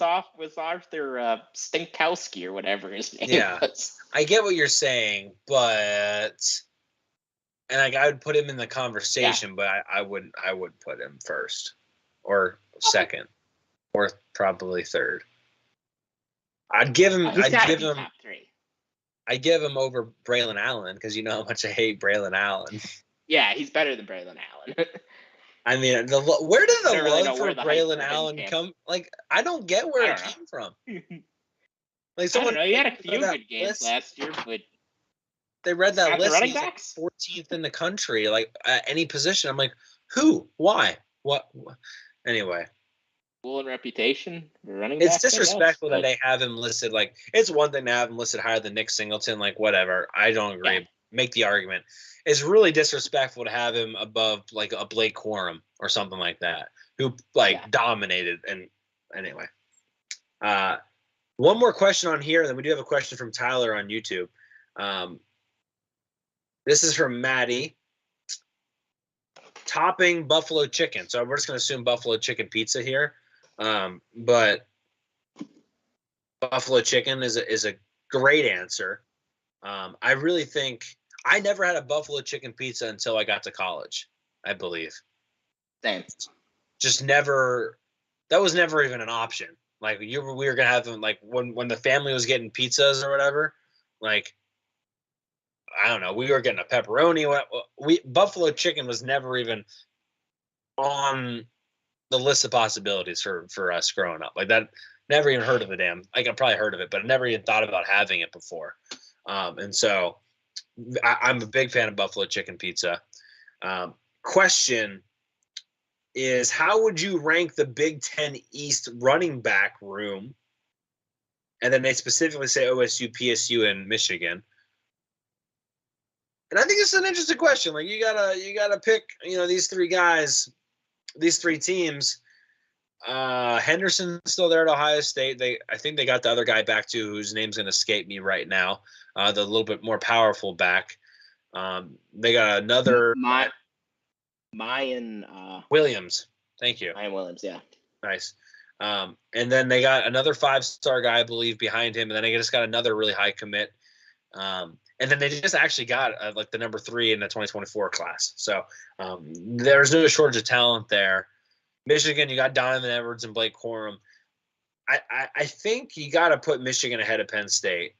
I don't necessarily agree with it, but based off of what have you shown so far, I think you got to put Michigan first, and then you go from there. I think talent-wise, I think projecting the NFL, I honestly think Nick Singleton and Katron Allen are going to have more successful careers in the NFL. I really do. I think they're built better.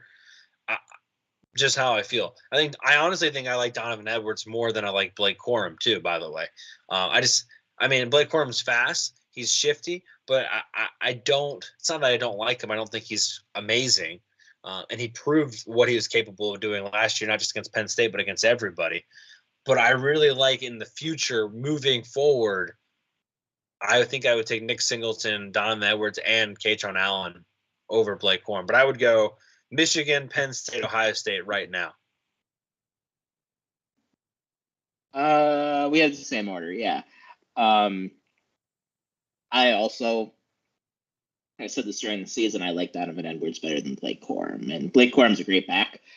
But from a pure talent standpoint, I'll take Donovan Edwards. But it's a preference thing, right? Because you can't go wrong with either of them. And they're just the more proven commodities. They were, reigning Big Ten champions. They whooped our ass, no question about it. And they ran through Ohio State. So, Corum didn't play against Ohio State, though, right? This past season? Is he out already? I think he was. Or he might have played for a little bit. Yeah, he might have only got like a carry. He really shouldn't have been playing. But anyway, because I think he tore his ACL, if I'm not mistaken. So I don't really know why they had him in there.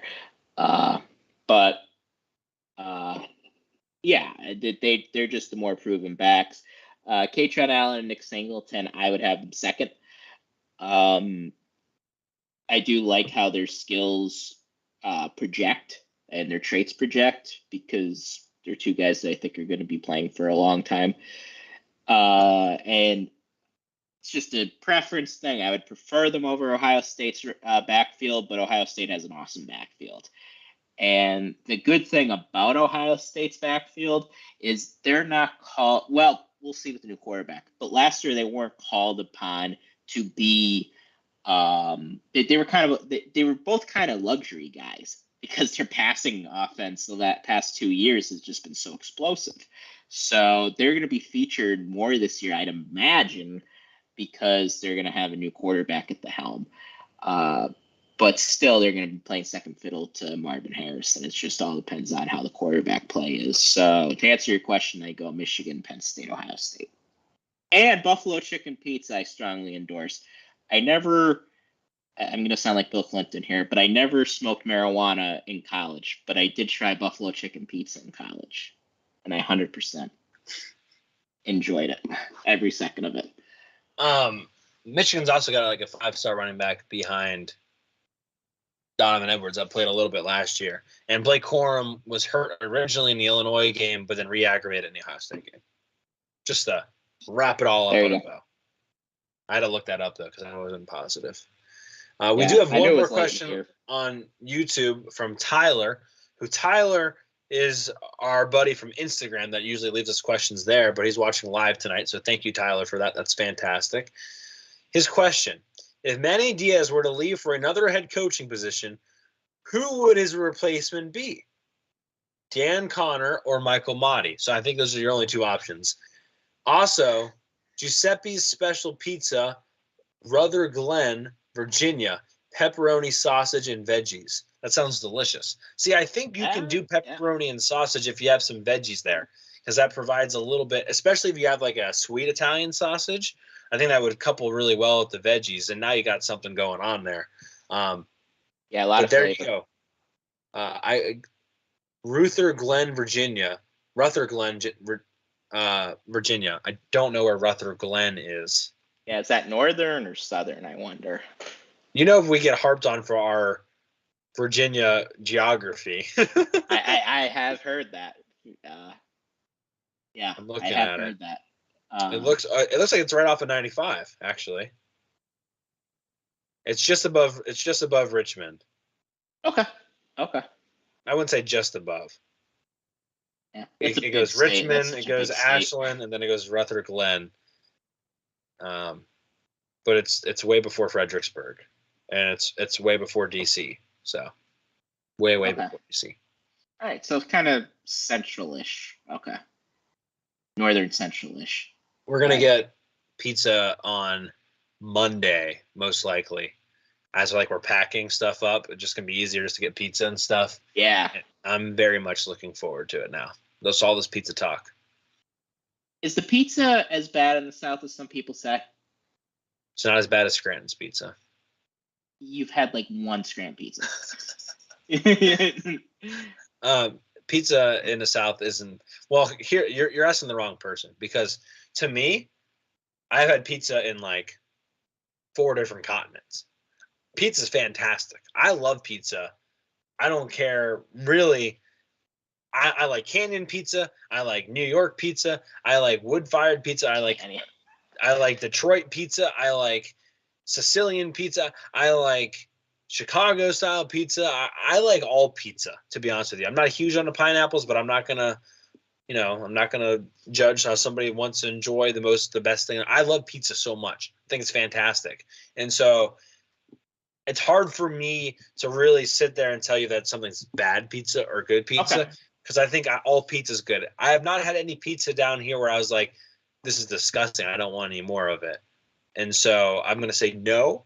But all the places I've been to have been fantastic. But I love pizza, dude. If I could eat pizza every day, I would eat pizza every day. Like I would never get sick of it. You get all the toppings people listed today, just one every day, and I'd be fine. I would never, ever get sick of it. Pizza's so fantastic, dude. Love pizza. And like you said, like it's very you can do a lot with it in terms of like you said, you're packing. Just go get a pizza. You're just chilling at home and you don't feel like cooking. Go get a pizza. So there's a lot that we could do. Yep. If there was just a general pizza, just throw it in. I mean, like the $1 pizzas you get at Walmart, throw those in there. No issue with those. Should we answer this question? I should. Dan Connor or Michael Motti to replace Manny? I guess you have to choose between those two. Well, first off, I would say, wow, we're facing some pretty severe budget cuts from the last expansion. Maybe Jay's right. Secondly, I would say Dan Connor only because Motti does have coaching experience, but Dan Connor has coached at the college level before, so I'd probably go with Dan Connor. Although Motti would be fantastic on the recruiting trail. Yeah, I agree with that. 100%. You could probably get some guys out of the South with Motti. Yeah, he's from Louisiana, right? Yeah. Yeah, so he could dip in there. I think he's living up here now, though, so... but he does have Southern roots. Right, that's all that matters. How did we get him? Linebacker you, baby. I guess so. Yeah, Ron Vanderlyn was a great recruiter. Yeah, that's probably its own story. I don't know exactly the specifics on it. I'm sure maybe someone could let us know of that. If we could have him really, it'd be lovely to ask him. Really, you should. I mean, you picked him in the PSG all-time draft for most impactful recruits. I feel like you should know all of his backstory. I should. That's a good point. That's a good point. Thank you for the fan questions. Again, you can DM us on Twitter. You can ask them on Facebook. You can ask them on Instagram. But we appreciate them. That probably my favorite part of the show is interacting with you guys. So thank you. I put that tweet out there this morning. I was like, man, I really hope someone responds. And we got a bunch of really great ones. So thank you guys. Yes. That's all we really have, I think, today. Yeah, I think so. Filled in 2 hours. Was it 2 hours? Yep. On the dot. Yeah, I think you texted me. We'll be ready at 8:02. It's now 10:02, so exactly 2 hours. As my Sixers were struggling, I think they still. What are they down 0-1 there on the Celtics? No, they're up 1-0. But we're down 101-75, so they're gonna lose tonight. But I just wanted to get one in Boston. Yeah, Harden went off, right? Yeah, Harden was unbelievable. Embiid came back tonight, but doesn't look like they're playing that great. Is this conference or division? This is the Eastern semis. So. Okay, so you still got a little bit. Yeah. Did the NBA playoffs take forever? They do. The thing is, they're so spaced. The games are too spaced out. Yes. Especially when you get to the finals, they're super spaced out. Yeah, it takes them like 2.5 weeks to finish the series. Like, you think about like hockey, like they play. The only time they have a day off is if they're changing spots. Yeah. Yeah, like, they'll play back to back basically, unless they're changing venues. NBA, it's like, especially in the first couple of rounds, it's like every other night, and then they take another night off to switch. Like they only play 2.5 games a week. Essentially, yeah. I mean, the Sixers. I will say the Sixers series is getting I was actually thinking this the other day. It's getting over quicker than usual. Like, I think as you go further in, and it sounds weird because there's only like 2 teams playing or 4 teams playing when you get to the Eastern or Western finals. That's when things really start getting spaced out. And I don't know. I know there's a money reason for it, but it doesn't make it more enjoyable. And hey, college football fans know all about that. Yes, which, by the way, if people made it this far in the podcast, they did release the 2024 playoffs. So not this year's playoff, but next year's playoff and the 2025 playoff schedule. So they're going to have games on – the semifinal games are going to be on a Thursday and Friday. Did you see that? I didn't know they were going to be on a Thursday. I knew Friday. Yeah, Thursday and Friday. Saturday, but the NFL. They're trying to avoid the NFL still. I'm just like, let them eat cake. Beat them out. Kind of like that too. Like F the NFL, just play. Yes, and so they're going to go Thursday, Friday to come back and play the national championship. Not that Monday, but the following Monday, I guess. Right. Yeah. Monday national championships. We still have them. Well, you know what? Everybody's To be favorite fair thing. to the reporting world, I don't think they specifically listed the championship game on there, but you would assume, at least at this point, if they're going to avoid it for the semifinals, they're going to avoid it for championship too. So, but that's at least, you know, I think the semifinals are going to be, would still be at the Bowls.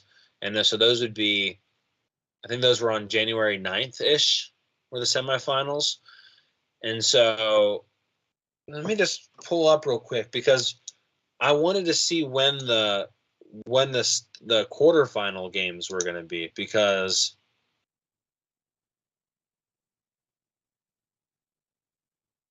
what was interesting to me, oh, here we go. So the quarterfinal games are going to be for 2024. I'm sorry. Let me restart here. The first round game. So the games of the ones that are actually on campus are going to be Friday, December 20th. And then there'll be 3 games on Saturday, the 21st. Which I remember when Jay had a point about like being done like early. Like, it will be weird to be done if you lose that game before Christmas. Like that would be weird. And yet you still did better than some other teams that might be playing on New Year's. Yeah, that's true. But then the quarterfinals are on Tuesday, New Year's Eve, and then Wednesday, New Year's Day. So that's pretty normal. 1 game on that Tuesday, New Year's Eve, and then at night, and then the other 3 on New Year's Day, on Wednesday, New Year's Day. And then the semifinals is Thursday and Friday, the 9th and 10th. So the first round is a week after the Heisman ceremony, right? Yeah, I mean that's only. Yeah. I mean that's basically only 10. It's basically only 10-ish days after what would be the Big Ten championship. 14 days maybe. That's a quick turnaround. So I mean, you know, if Penn State's in it, I mean, James Franklin's watching is watching film on the plane. Like that, they are hitting the ground running, like hitting the ground sprinting because you have no time. Like you're almost in a game week. Within 3 days, they might give the guys like a day or 2 off, but then they're right back in it. It's interesting too because you will then. We talk about bowl practices and having that month of preparation or whatever. You play in 14 days or whatever. It's going to be 12 days. I don't have the calendar in front of me for 2024. So the 20th, I don't know when that 2 Saturdays after the season over when the Big Ten championship is. But basically, like, do you get to use your other bowl Do you get to use your bowl practices after the game if you lose? Like, how does that work? That's a good question. I mean, I don't know. I mean, these are all things that are going to get sorted out. Yeah. Which really, if you lose that first game, it does kind of put you behind the 8 ball going into the next season. Yeah. You know, because a lot of teams, they rely on those bowl. Yeah, of course. But a lot of teams, like, they rely on those bowl practices to develop younger guys. And those bowl practices, I mean, yeah, you're preparing for the game and everything, but they're really for the younger guys. Like, I'm going to assume Jair Brown and Brent Strange, those practices weren't about them. Like they had to know what they were doing for the game, but they're not. They probably had a very little workload during those practices. Yeah. Hey, shout out to John Robb on YouTube. John is a Tennessee fan. Longtime friend of mine, though. On-campus games in the playoffs should be pretty fun to watch. Yeah, I'm very excited for it. Can you imagine game at Penn State? Can you imagine a game at Tennessee? I mean, that's gonna be awesome. Can't wait for that. We got one more year until college football really changes, because one more year, Texas, Oklahoma joins the SEC. One more year, USC, UCLA joins the Big Ten. One more year, playoff expands. So this is like the last normal-ish year before things change for better or worse. And we'll be here bullshitting. That's what we're going to be doing. But yeah, like this is kind of, I don't want to be like all melodramatic like people are, like rest in peace college football until 2023 is when it died. I don't want to be that guy, but it is going to be different. Like having two teams from California in the Big Ten, I mean, if you were to tell people that was going to happen 10, 15 years ago, I don't think they would have believed you, but that's just going to be what it is. And I mean, I think people could have saw the playoff expansion coming, but like just how much different the conferences are now.